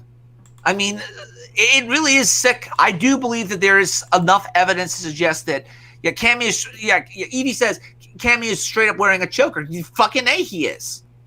Again, I do believe that we are in a position where we can't tell whether somebody's actually being censored or if they're just being assholes and they're fucking lying about being censored. You can't prove it. Should he be in a horror film? I mean, the Catboy, maybe. I honestly think he's more like Schrodinger from fucking. Whenever I think of Catboy, I think of Schrodinger from the Helsing, Anyhow. Kind of girly. Yeah, I wouldn't want to wear something girly. Yeah. That'd be a bit weird, dude. There's some controversy over the picture of Cammy and someone else in a bed together. Apparently, it was a female or male transgender, which is odd. Honestly, I don't trust. Here on the Digital Renegade podcast, we have a saying: "Saving the West is a side quest," and we also believe in no more heroes. Cammy is by the way. Oh, so by the way, okay, that's good to know. But yeah, I mean, again, he flew all the way out to fucking Australia, which again, as somebody who's a nationalist, you don't leave your borders. You don't fucking do that. That was one of the other things I talked about. I talked about how these crazy SJWs, and not even the SJWs, but we saw it with the Occupy Wall Street with the SJWs, where they would go from one country to another country or one state to another state to protest. Now we're seeing that, we're starting to see, Australian nationalists go to, Austria, and Austria nationalists go to, let's say, France, and they're basically all, political tourists. I honestly don't care what Nick does. It's just the hypocrisy that bugs me. Yeah, exactly. And keep in mind, Nick is trying to position himself to be a politico. He's trying to be in the political class, So he'll fit right in if he's a fucking liar. And you could very well argue that he's like Vaush in the sense that, Vaush justifies the means to an end. If he wouldn't do it, someone else would. People thought that picture of Cammy and the FTM was actually Cammy and Nick. I'm going to, let me add you as a. Do you know this Evie chick, Luke? Yeah, friends we met through Beckloff. Evie, you get moderation powers now. Welcome to the family. If you can link that to me the whole picture of Cammy with the FTM was actually Cammy and Nick. I will look into that because I'm the type of guy who can look in and find details on that shit. Okay. I will obsess and look for a mole on Nick Fuentes' leg or something like that. That's the type of level of autism I have when it comes to this type of shit. But we're gonna move on from Nick and Catboys and crap like that. Let's see what else we got. Oh, here we go. Oh wow! I was just googling Cammy the Catboy, and one of the first I passed the Trollpedia and BitChute. It's from the Daily Stormer. Catboy Cammy, the hero we deserved. That we deserved. Maybe we did. But guess who's back? Can you guess who's back, again? Luke? Guess who's back? Tell a friend. Who is this? Who's back? Who's back? Birdie's back. Tell a friend. Who is she? Who is she? Hello, everyone. I'm not dead. I'm sure a lot of you have questions like where I left. Oh, wait, what happened to her? Who is this? That's Ashton Birdie. Don't you remember her? Ashton Birdie. Baked Alaska's woman. Oh, Baked Alaska. oh, yes, the crazy one. the one that thinks that Christianity is witchcraft, witches can be Christians too, and the one that says that whenever she has like a fucking mental breakdown, she looks sexier or something. Oh yeah. Evie, I have Richard Spencer drilling a girly car with flowers being ironic, like the one that Drake and Josh did in the episode with the monkey. I don't even know what that one is. I didn't watch Drake and Josh. We're going to obscure lore now. We are. We're going to deepest lore on this fucker. So let's hear it out. What do you got? The internet is the devil. Maybe. Let's see what she has to say. Yeah. I left, where I've been, what I've been doing, all that jazz. Long story short, I don't have to make a 30-minute video on this. I needed a mental health break. I need to focus on myself emotionally, mentally, physically. As an exercise, people, let's keep this family friendly. Most importantly, spiritually. I was one casualty away from my head spinning 360 degrees, if you know what I'm saying. Christ compels you! The power of Christ compels you! After Calm down, 2 Fulton years Sheen. of what is obviously Calm down, Fulton Sheen. We're gonna continue. a lack of intuition, knowledge, maturity, a spiraling mental health crisis, I was not doing what I needed to be doing. The universe was basically telling me, hey kid, this ain't it. This ain't right. You can't, stop it. Stop it. Get some help. So I decided, clearly I'm not happy with what I'm doing. I'm not editing this. She's editing it. Yeah, she's again borderline personality. How many people do you think she's been fucked since Baked Alaska? How many people? I think at least 3. I'm thinking at least I don't want 3. to think about it. Yeah, don't think about it. Not our business. Not our business. I'm just saying. Someone fucked this good conservative girl into becoming an anarchist. She's an anarchist now, by the way. You know that, right? Is she? Yeah. What kind of anarchist? I would imagine she's going to become Mark Passio type anarchist, like a Luciferian anarchist, because of all the magical she's a socialist. Shit. Basically. Go on. Achieving anything, I'm not building myself in any way. Maybe it's best to take a break. What better year to take a break from chaos than 2020? Gosh, train's going by. I would say 2020 is infamously known for just sucking. 2020 can suck sweet popsicle sticks. Nobody likes 2020. Whether it be the illness, the government losing their jobs, small business going under, this election. What a fires before or after the earthquake? They were after the earthquake, I remember. But before the flood. It's safe to say that 2020. And don't even get me started on the crime rates. Oh yeah, those fucking crime rates, man. Shit. Has been absolutely nothing but energy draining and horrible. I'm still trying to fathom English right now because I don't know how to talk in front of a camera, so this is taking too long. I'll skip ahead. Yeah, it's basically just like white girl whining. That's what that is, and I'm not trying to be racist. It's Valley Girl talk. Keep in mind, this is Berkeley for you. This is a personification of Berkeley incarnate. I think definitely going into this new phase of life, I'm understanding that I really don't know anything. I really don't have the full. What's the word I'm looking for? I don't have the whole picture of everything going on in the world. Wow. Yes. Minds and the knowledge of other people. We're essentially controlling how they think and how they properly critique information. Of course, I was sitting in this world where I thought nothing but what the other people around me thought. This is an issue I would say on both the left, right, middle, everywhere in between infinity. Oh, she didn't know that people control the internet. That's it. Yeah. And you shouldn't live in political bubbles, I guess. Who else should be in the film? I would say put in. I don't know who you would put into the film besides Catboy, Cammy, Milo. Can you put Milo in there? I know you put Milo because we all know Milo's gay, and I honestly think that Milo. Like, let me just say this: I think Milo's the type of guy who would probably fuck people to have leverage over them. That's what I think. Assuming the conversion therapy doesn't work. Again, I don't believe Milo. Again, Milo had, from what I understand, that Matt Jarbo, Monday Matt, he said that Milo has like evidence on everybody. And I believe that one of the things that these bastards do is they kiss and tell. That's what I think that they're doing. That's just my opinion on that. But she just goes on and rambles on and on and on. But I'll just say it right now. Given every so often that she comes back and forth, I'm gonna be like riffing on this bitch for some fucking time now. But yeah. The reason I'm back on YouTube is because I had to ask myself a very important question. What was I offering to the table? What kind of energy am I bringing out to the universe? What is my purpose here? Am I doing negative things? Am I doing positive things? Am I just being plain annoying? How am I going to use what energy I have to make the world a better place, or do good things, or do what I feel is going to be beneficial? Because let's be honest, my YouTube channel for the past— YouTube.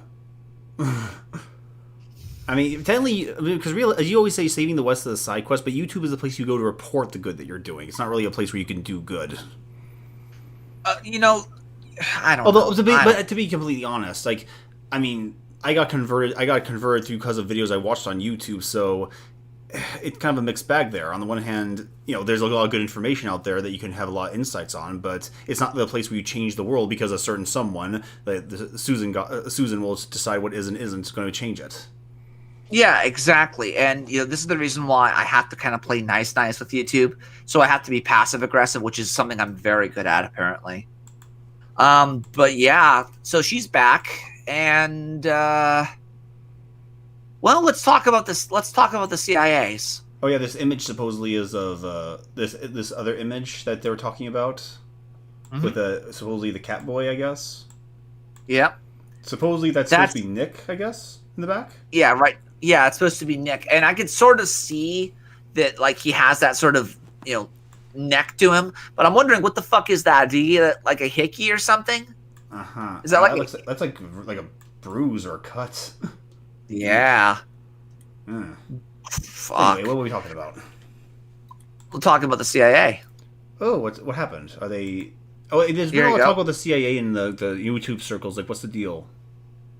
Like, here you go. Just look at it. Let's see, what is this? All right. The CIA niggers glow in the dark. You can see them if you're driving. You just run them over. That's what you do. Fucking CIA niggers. No, that's not the right one. Here you go, Luke. Again, Terry Davis, man, that motherfucker. You could say what, like, he's an example of intelligent insanity. He's like, this is what happens when you have a negative wisdom stat, but you have a fucking like a above average intelligence. Yeah, God rest his poor soul. Yeah. Oh, I haven't seen this. Humans of the CIA. Let's hear it. I'm gonna have my immediate reaction. Let's see what this is. Let's hear it. When I was 17, I quoted Zora Neale Hurston's How It Feels to Be Colored Me in my college application essay. The line that spoke to me stated simply, I am not tragically colored. There is no sorrow dammed up in my soul nor lurking behind my eyes. I do not mind at all. At 17, I had no idea what life would bring, but Zora's sentiment articulated so beautifully how I felt as a daughter of immigrants then and now. Nothing about me was or is tragic. I am perfectly made. I can wax eloquent on complex legal issues in English while also belting Guayaquil de mis amores in Spanish. I can change a diaper with one hand and console a crying toddler with the other. I'm a woman of color. I am a mom. I have the strength of 3 bears. Go on. I am a cisgender millennial who's been diagnosed with generalized anxiety disorder. I am intersectional, but my existence is not a box-checking exercise. I am a walking declaration. Woman. Wait, so you identify as intersectional, but you don't click the boxes? But that's the whole point. You're supposed to check the boxes. Well, this is where people like Tucker Carlson actually shined about the same time, because, you know, Beckloff was laughing at this, and you should laugh at these people, right? But the big fucking issue, and this is something that is interesting to me, is that the people they're showing, they're not that radical. They're using the linguistics that the SJW understand. They, you know, she's saying she's cis, which just means that she's normal, right? She's like the average skin. She's comfortable in the skin she's in, right? But at the same fucking time, like, who is this for? Who is this targeted towards?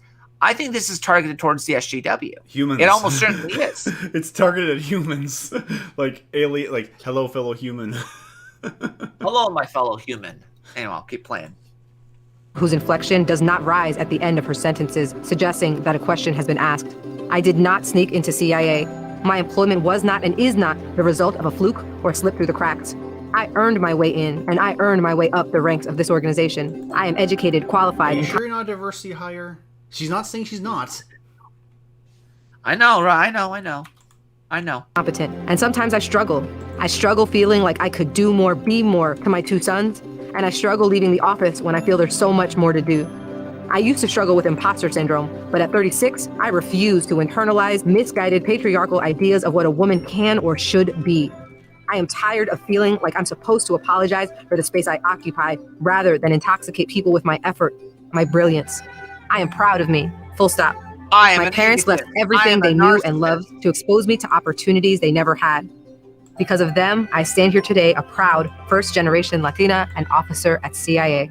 I am unapologetically me. I want you to be unapologetically you, whoever you are. Know your worth. Command your space. There you Mija, go, Luke. your worth. You know what this is? What this reminds me of? What? How do you do, fellow kids? What? Indeed. Absolutely indeed. And this, you know what this reminds me of? There you go. So CIA is now being infiltrated by modern day fascist socialists. It's like or maybe the CIA is infiltrating the socialists themselves. Oh yeah. I wouldn't be. Oh yeah, Tucker Carlson did touch on that one. That's exactly the reason why I'm of that opinion, because this is from Call of Duty, by the way. Look at all the diversity hires there. Let me put this on the screen. Yeah. Come What on, is open this? on the screen. That's not fair. I'm trying to get this on the screen. I'll get on in a minute. Yep. This is from Call of Duty, by the way. Call of Duty Black Ops Cold War. Lot of fucking SJWs in this fucking like again, there are a lot of people of color in this fucking multiplayer. Like there's a lot of people of color, and it's what I'll just say right now. More people of color than the World War II fighters and that. Don't even get me. I completely forgot about that until you brought that Battlefield 1.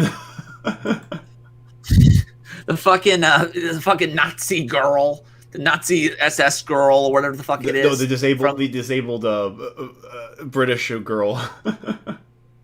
No, I was thinking of like the Nazi SS girl who happens to be a black woman, right? Let's see what we got. There we go. Oh, why is it not? That's so weird. I have to open it. I'll open it like this. It won't open normal means, so I'll open it like this. Let's see what we got here. Yep, that's Call of Duty for you. That's the Call of Duty. This is another one I have for you. That's again, I'm noticing that there's a lot of push to like try to get like diversity hires in there These to people the don't point have where money. These people don't have any money. they don't. And you know, at the same time, I'm wondering to myself, are these people supposed to be like the cannon fodder, or are they actually going to be trained to be something useful? Even if they are just fucking because I can't see SJWs outside of cannon fodder. I just can't do it. You know, maybe the CIA knows something that I don't. Or they better fucking know something. They wouldn't be good at.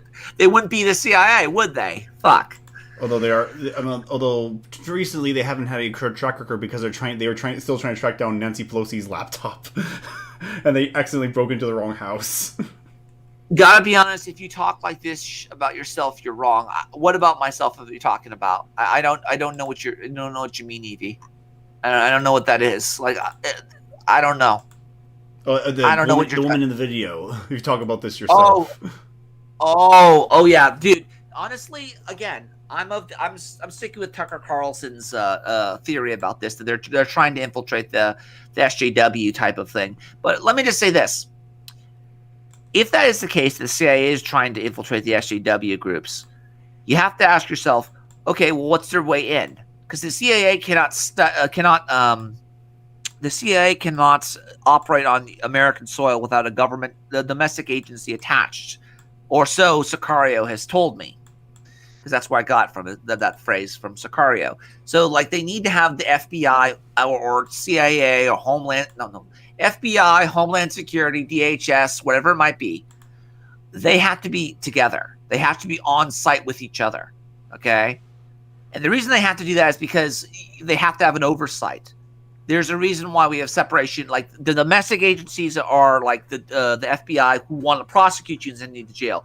CIA want to kill you, okay? I think what we might start seeing is a resurgence of the whole COINTELPRO type of thing, which I'm pro. I'm very much pro COINTELPRO, because when you look at the world as it is, you're going to realize that there are people like the Duganists, there are people like the Chinese who will try to infiltrate and undermine your culture. So I'm pro CIA. I'll say that right now, at least from what I can gather, at least the perception of the CIA that I have. But we're going to move on to something else real quick. Let's see. So let's before we get into Robert Anton Wilson, because I wanted to talk about him, because I'm gonna have to do that at a later date because there's just so much to go through. But we're gonna wet our whistle with Robert Anton. But before we get to that, let's talk about chaos. More specifically, this creature, this thing. And by the way, cover your eyes. This is like, again, I joke about how a lot of these SJWs, like these trannies and all these drag queens, they look like some sort of demon of Slaanish. Well, this is an example of color coding your demon of Slaanish to be like the pleasure seekers. What the? From Warhammer 40K.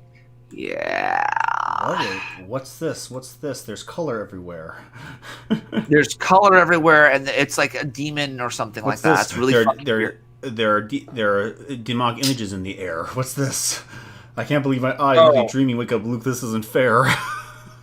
It isn't fair. It isn't fair. What is this? I'm Vlad, and I'm a gender-fluid demon doll reclaiming the beauty and the monstrous. Oh, what? I have to play that normal speed again. What is it? What? I'm Vlad, and I'm a gender-fluid demon doll reclaiming the beauty and the monstrous. I know. Reclaiming the beauty and the monstrous. Because it can't just be a monster. That's fucking sexist, you pig. Vlad. It's the monstrous. Her name is Vlad. Gender fluid demon doll reclaiming the beauty and the monstrous. Demon warning. Yeah, fucking pleasure seeker. Danger roll over to danger. Yeah, keep playing it, Luke, and I'm gonna start pulling up some Warhammer footage. Go on. Makeup on. I'm inspired by clowns, corpse paint, historical fashion. My mum's coming over to see me.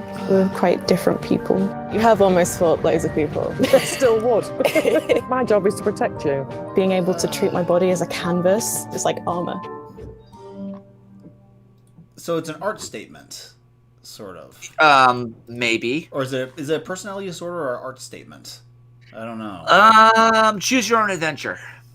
That's what I gotta say. Just gonna do a cute little nosebleed. I just think they make every look like 10 times cuter. I mean, she looks like a character that would exist in an anime or a manga somewhere. Except she's not interesting. She's not even remotely interesting or useful to the plot. Yeah. Again, you know, as a kid, I used to want to have like anime hair. I wanted to look like Goku. That was what I was all about. These people look like demons of Slaanish from Warhammer 40K. So I used to sometimes paint with my blood.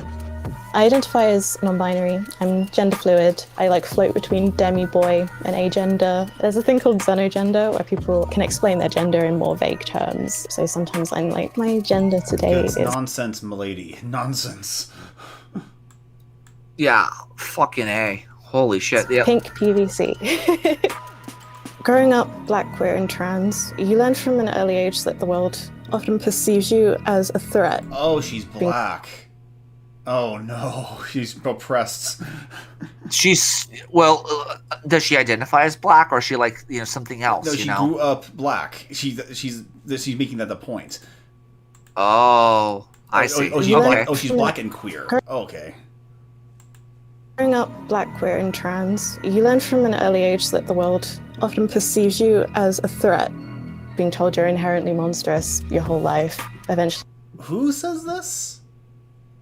Who calls each other monstruouses? That's what I want to fucking know. I embraced my monstrousness, became the demon I was always meant to be. Ooh, that is scary.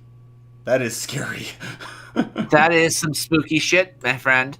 That is some spooky fucking shit. School's hell. I got picked on a lot for being weird. I didn't have many friends towards the end of school. I hated everyone. I describe my style as an ancient vampiric demon residing in a cast doll vessel. Flash, a cupcake filled with razor. I mean, it's just out of curiosity. How much was she freaking people out in school to make them not like her? I don't know. Cute little bloody nose. She's trying to be a Resident Evil 8 villain. She's black, but paints herself white. like purest white, like pearl white. No, but look at the fucking demons of Slaanish and tell me this isn't fucking Slaanish. What is his personality, Slaanish? Slaanish is the god of pleasure. He's actually, I'll let you read it. I'll let you lead what Slaanish is. I'll let you read it, and this is from the 40K wiki. Here you go. Tell me this does not sound like an SJW. Let's see. There you go. This dress I customized myself with the teddy bear. I cut it shorter. I just wanted a hug, and I only had my teddy bears to hug. Towards the end of school, I really started. You're scaring away a lot of hugs with that. Yeah. Like when I was in college, it was like a cute little joke where people would say offer free hugs to passerbys, but they did not at least look human. They did not look like this. Yeah, so embrace your hunger, your lust, and your desire. The universe is ours for the taking, says the sanctifier Levi, cult of the sacred union. Read, Luke. Let's see, the sacred union. I'm sorry, where do I start? Slaanish. It's the very top.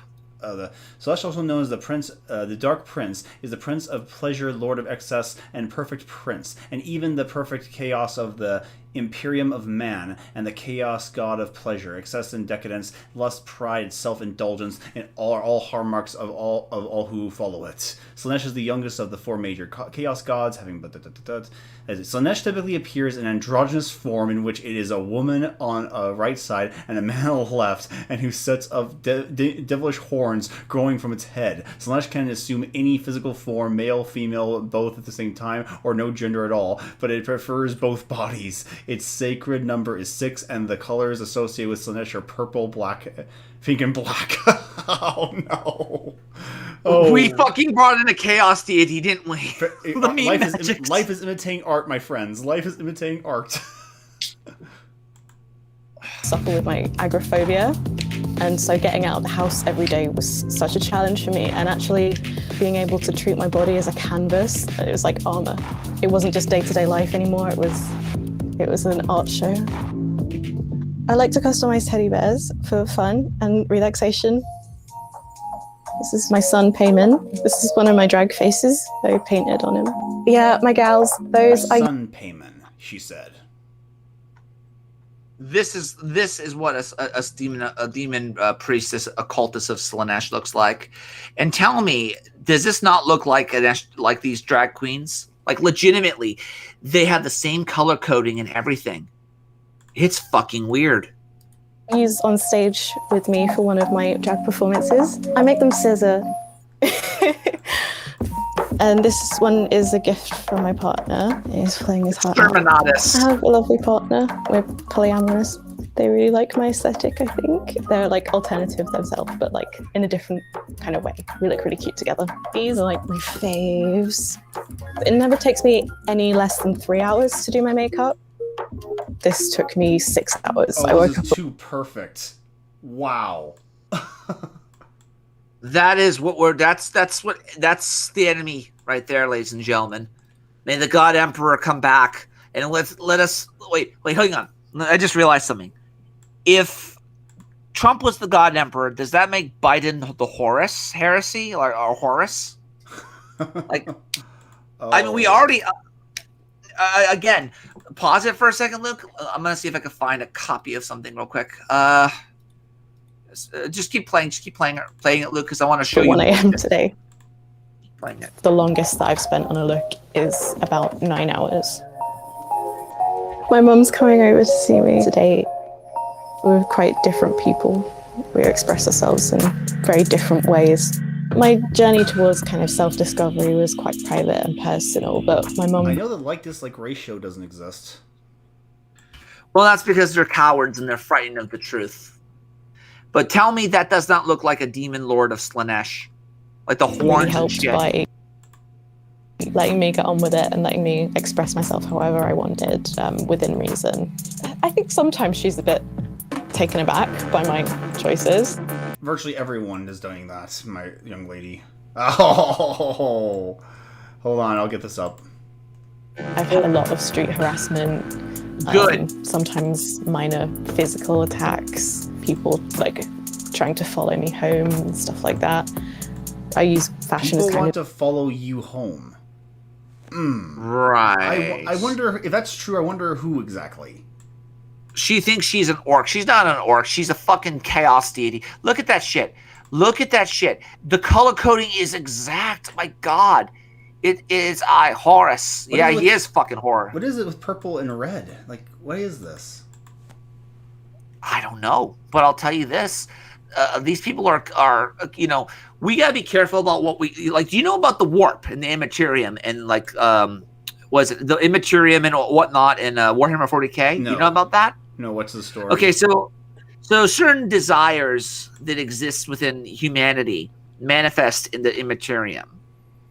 So like basically when the Eldar basically create it's a long story. We'll probably get into it because there are certain parallels that exist with the next topic we're going to be talking about.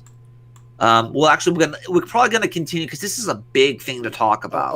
Like if Biden is the Horus heresy. Here, let me give that here. What's up? Where's the audio? Where's the audio? Oh no, can you hear me? I can hear you. Oh no, you hear me? Is my window freezing? It's frozen. Dang it. I think that's what happens when you badmouth the gods of chaos. I'm just saying. But keep it talking. I'll try to keep it going. All right. So one of the things that I noticed is when this whole, when Donald Trump was being elected,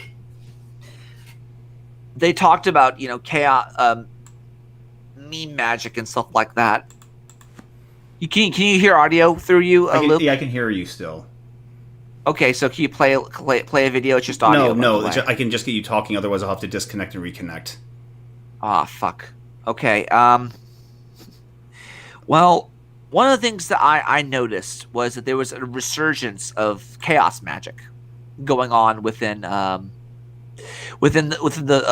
culture war around the time of Gamergate. People were noticing that meme magic was a thing, and that people were trying to summon Kek and things like that. I was one of the few people who realized that a lot of this stuff had parallels to the 1960s hippie counterculture with, I would say, the Discordian faith. Do you know about Discordianism, Luke? No, but it looks like I'm going to have to log you out for just a second. I'll be right back, ladies and gentlemen. Yeah, I'll be right back in just a second, folks. All right.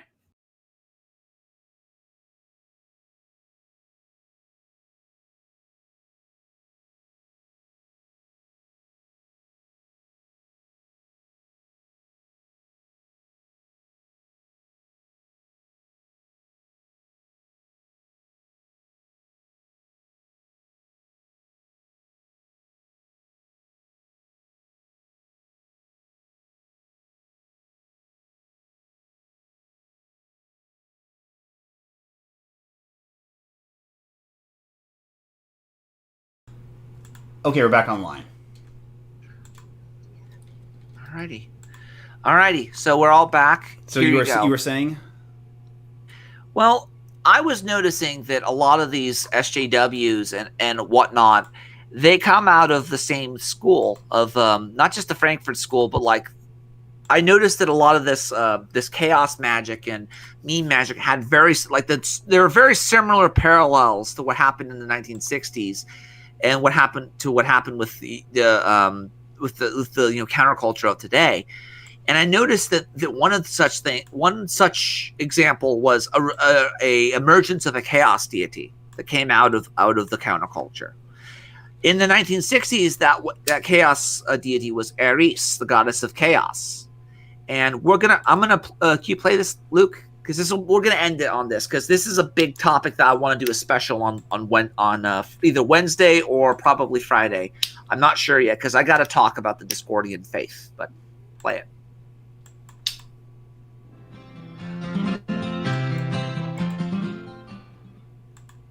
But there's a doubling of information that I was talking about leading to unpredictability. This unpredictability in mathematics, it's technically known as chaos, and that's one of the fastest growing fields of math is chaos theory, which has been applied to virtually every science, from economics to the traffic patterns in and out of Los Angeles, and biology, and even to physics.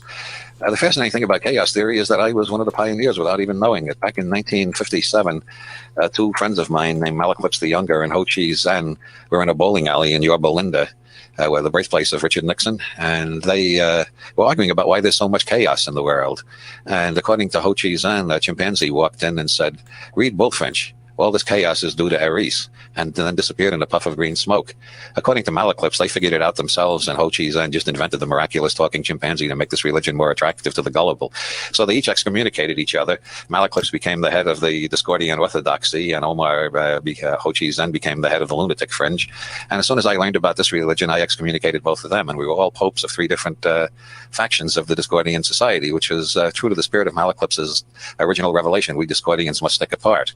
We used to print cards that said the bearer of this card is a genuine and authorized pope, so please treat him right. Good forever, guaranteed by the House of Apostles of Eris, on the site of the beautiful future San Andreas Canyon, San Francisco. Well, that card has been reprinted quite a bit. It's in Malaklips's Magnum Opiate, the Principia Discordia, How I Found Goddess and What I Did to Her After I Found Her. It's also in the novel Illuminatus by Bob Shea and me. And it's even in a serious sociological study called Drawing Down the Moon. Goddess Ratio. So who is this person? This is Robert Anton Wilson. As you could see in the Digital Renegade podcast title, it says Mayday, TMI, and Raw. This is Robert Anton Wilson. This is the guy who I was big into, like right around, say, 2014, 2013 or so, because I noticed that, you know, one of the character of the Dashing Rogue was originally supposed to become a chaos. He was marrying the goddess of chaos, and I wanted to create a religion in the D&D game that was supposed to be based off of chaos. At the same time, this notion of meme magic was popping out everywhere, right? Uh-huh. Robert Anton Wilson was a big pusher of Discordianism, and Discordianism is basically a religion based off of chaos. They worship the goddess of Eris, and if you look at the parallels, we're going to get into Discordianism, what that is and what it's all about. But I want this to be a filter, because a lot of the crap that we're dealing with, this guy pointed out and predicted years back in, like, we're talking like in the 80s and 70s. This guy, you know, predicted not this creature, but Robert Anton. He predicted, you know, cryptocurrency in the 90s. He predicted the dark web. He predicted, you know, that feminists would talk about, you know, call people by preferred pronouns and shit. A lot of this stuff, you know, it was out there back in 2017, 2014. The issue, and this is the big one, is that it's very hard to find this stuff now, because a lot of stuff was cracked down based on conspiracy theories.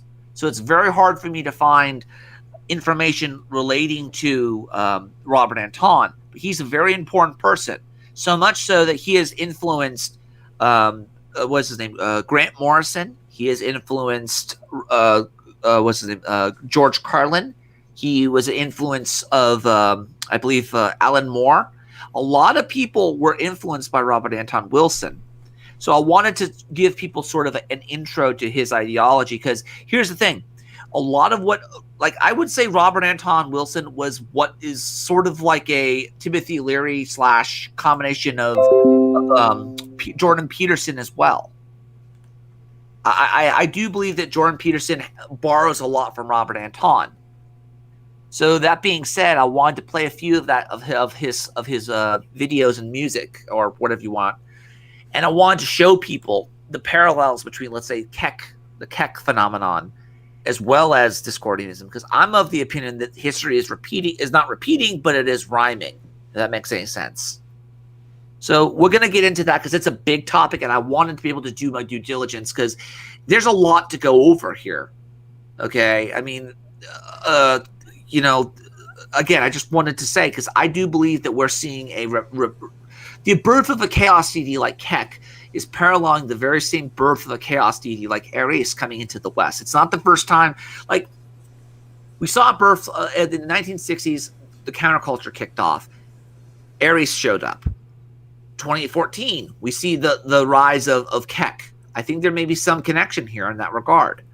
Fanciful, maybe, but at the same time, I think there might be some truth behind this, because every time there's a new culture war, a chaos deity shows up its face in the world, you know? So I wanted to continue to listen to some of the stuff he had to say. Can you play it out? Ship in America by Margot Adler, a sociologist who's the granddaughter of Alfred Adler, one of the three founders of modern depth psychology. She treats the Aresian Discordian revelation as a serious part of the pagan revival and prints the card. So anybody who wants to be a pope can just cut the card out of one of those books and have your own pope card. However, if you don't think you need credentials, you become a pope as soon as you hear me speak about this, because everybody who hears my voice is immediately pontificated. This started when I was in Ireland. I lived in Ireland for 6 years, and at that time, the pope, the one in Rome, the guy who thinks he's the only pope, he announced that bishops could give indulgences over television. And Dublin has the most argumentative and erudite atheists in the whole world, because they were all educated by Jesuits. So they started writing mocking letters to the Irish Times, asking theological questions like, if you haven't paid your TV license, you see in Ireland as well as England, you have to pay a license for your TV. If you haven't paid your TV license, when the bishop gives the You got a license for that, mate. Play it. indulgence, do you get the indulgence, or is it canceled because your license isn't valid? Or an even tougher one, if you make a videotape of it and play it over and over, do you get perpetual indulgence? I finally understand what the word pontificate means. Yep, you become a pope. The office or term of the pontiff, or to express opinions or judgments in a dogmatic way. or to administer the office of pontiff. Isn't that interesting? Yep. Well, while the Jesuits who were wrestling with those conundrums, I got the idea, well, if they can give indulgences over TV, I can give pontifications. So every time I appeared on TV, I announced that everybody listening to me was a Discordian Pope, absolutely infallible, has the right to excommunicate all the other Discordian Popes. And this you're a Pope of Chaos. It's not really a powerful position, is it? Well, again, you got to understand, these people basically, again, this is like a hippie religion. I was trying to copy these people for my D&D campaign. But at the same time, I started seeing meme magic pop up. And even then in the D&D campaign I was playing, there was a sort of like meme magic, like if you believe it hard enough, it becomes true. So like, the people of Earth were all controlled by, they were scientific materialists, but the people of the D&D world at the time were more, they believed in Santa Claus, and Santa Claus was real. So Santa Claus actually knew who was good and bad and all this other junk. So that was sort of where I encountered Robert Anton Wilson's stuff. And I liked this stuff for the longest time. I thought it was like really edgy back in the day. But I was trying my hardest to see if I could pay the distributors to do a research on, or do a video on Robert Anton. Because Robert Anton, he is, see if I can find it here from my original YouTube channel. Give me 1 second. To quote the distributists, see if I can find it here, about Robert Anton, I wanted to share this with you, because before we wrap this up, because I gotta get to bed soon because I have work in the morning. Play this, Luke. This is what I sent to all right, the distributors. Yeah. The Dashing Rogue for $5. Gnosticism was the heresy of the 20th century. Look at the teachings of Timothy Leary and Robert Anton Wilson and Starhawk. Yesterday's Gnostic is today. Well, yes, Dashing Rogue, you're absolutely right, but Timothy Leary, Robert Anton Wilson, and Starhawk. No, don't freeze. Don't freeze. No. Gah. Looks like I'll have to update after all. You might have to. God damn. The other services charge an arm and a leg for their services. What do you how much you paying for internet providers? Fuck. Dashing Rogue for $5. Jesus Christ. This sucks. This fucking sucks. The Dashing Rogue for $5. Gnosticism was the heresy. For crying out loud, this is ridiculous. This shouldn't even be happening. This isn't possible. I don't know, man. All I know is that we're gonna go in. You're go what? Just continue playing it if you can. Today. Well, yes, Dashing Rogue, you're absolutely right, but Timothy Leary... Fucking A, man. The one Robert time Anton Wilson and Starhawk were all part of the transition from the old left to the new left. They were all part of the 1970s revolution in leftism that's manifested in the whole gender ideology we see right now.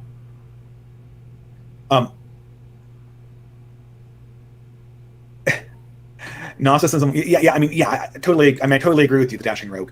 I might talk about Robert Anton. I don't like Robert Anton Wilson, but he's an important character in the development of ideas. I was one of these idiots in high school that thought like the Illuminatus trilogy. I think the Illuminatus trilogy was Robert Anton Wilson. The Illuminatus trilogy was like really deep. It was basically like a poor man's Gravity Rainbow, a poor man's Thomas Pynchon. I'm actually reading 2666 right now by Roberto Bolaño, and it has one of the worst openings of all time about academics who are obsessed with a fictional version of Thomas Pynchon. Yeah. And I do believe I'm going to have to talk about this guy because he is very, very important, like the distributor said.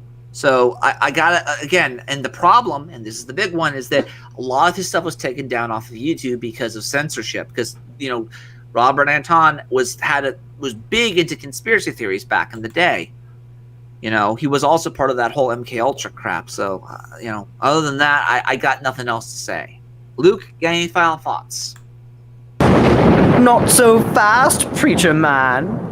Behold, it is I, Horus, Egyptian god of the sun, and while you all believe that you've been celebrating the birth of your Lord Jesus, you've really been celebrating the birth of me. For you see, thousands of years before your Jesus came around, I, Horus, was born on December 25th. I, Horus, was born of a virgin. I, Horus, was baptized by a man called Anup the Baptizer, was crucified and was resurrected 3 days later. So you see, your Jesus is nothing more than plagiarized poppycock, and I, Horus, have come to feast upon the sorrow of you foolish Christians. Yeah, none of the stuff you just said is true. He sounds, the Horus character sounds like the owl thing from a Hell of a Boss. He has that same pompous attitude and snarky remarks. But anyhow, ladies and gentlemen, be good to one another, take care of one another. Remember, saving the West is a side quest. We're going to go into Robert Anton Wilson soon, but again, it's a big topic, and there's like a 6-hour video of Robert Anton just talking, and that might be the thing we have to use. Because again, if I can't find all these videos of his, we're not going to be able to do much. So it might just have to be a marathon of slogging through a bunch of, insane gobbledygook. Maybe right? we could just edit it, though. Maybe we could. Condensed version or something. Maybe. I think that's what we'll have to do. Anyhow, ladies and gentlemen, be good to one another. Take care of one another. Remember, saving the West is a cycle.